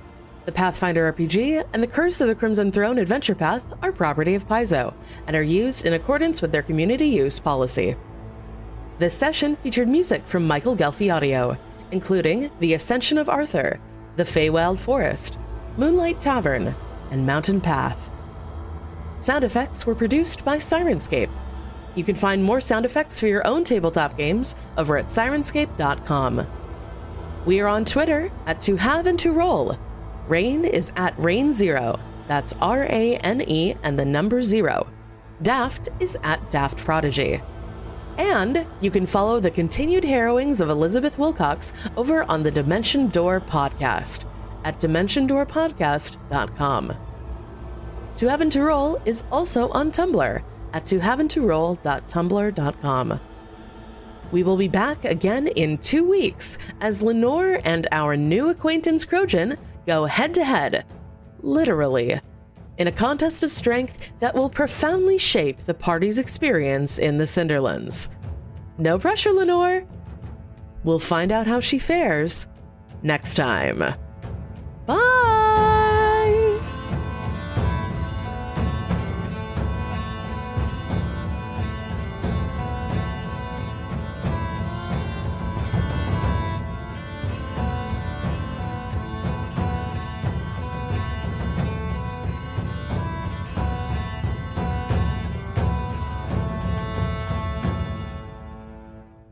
Thousand bones. Wow.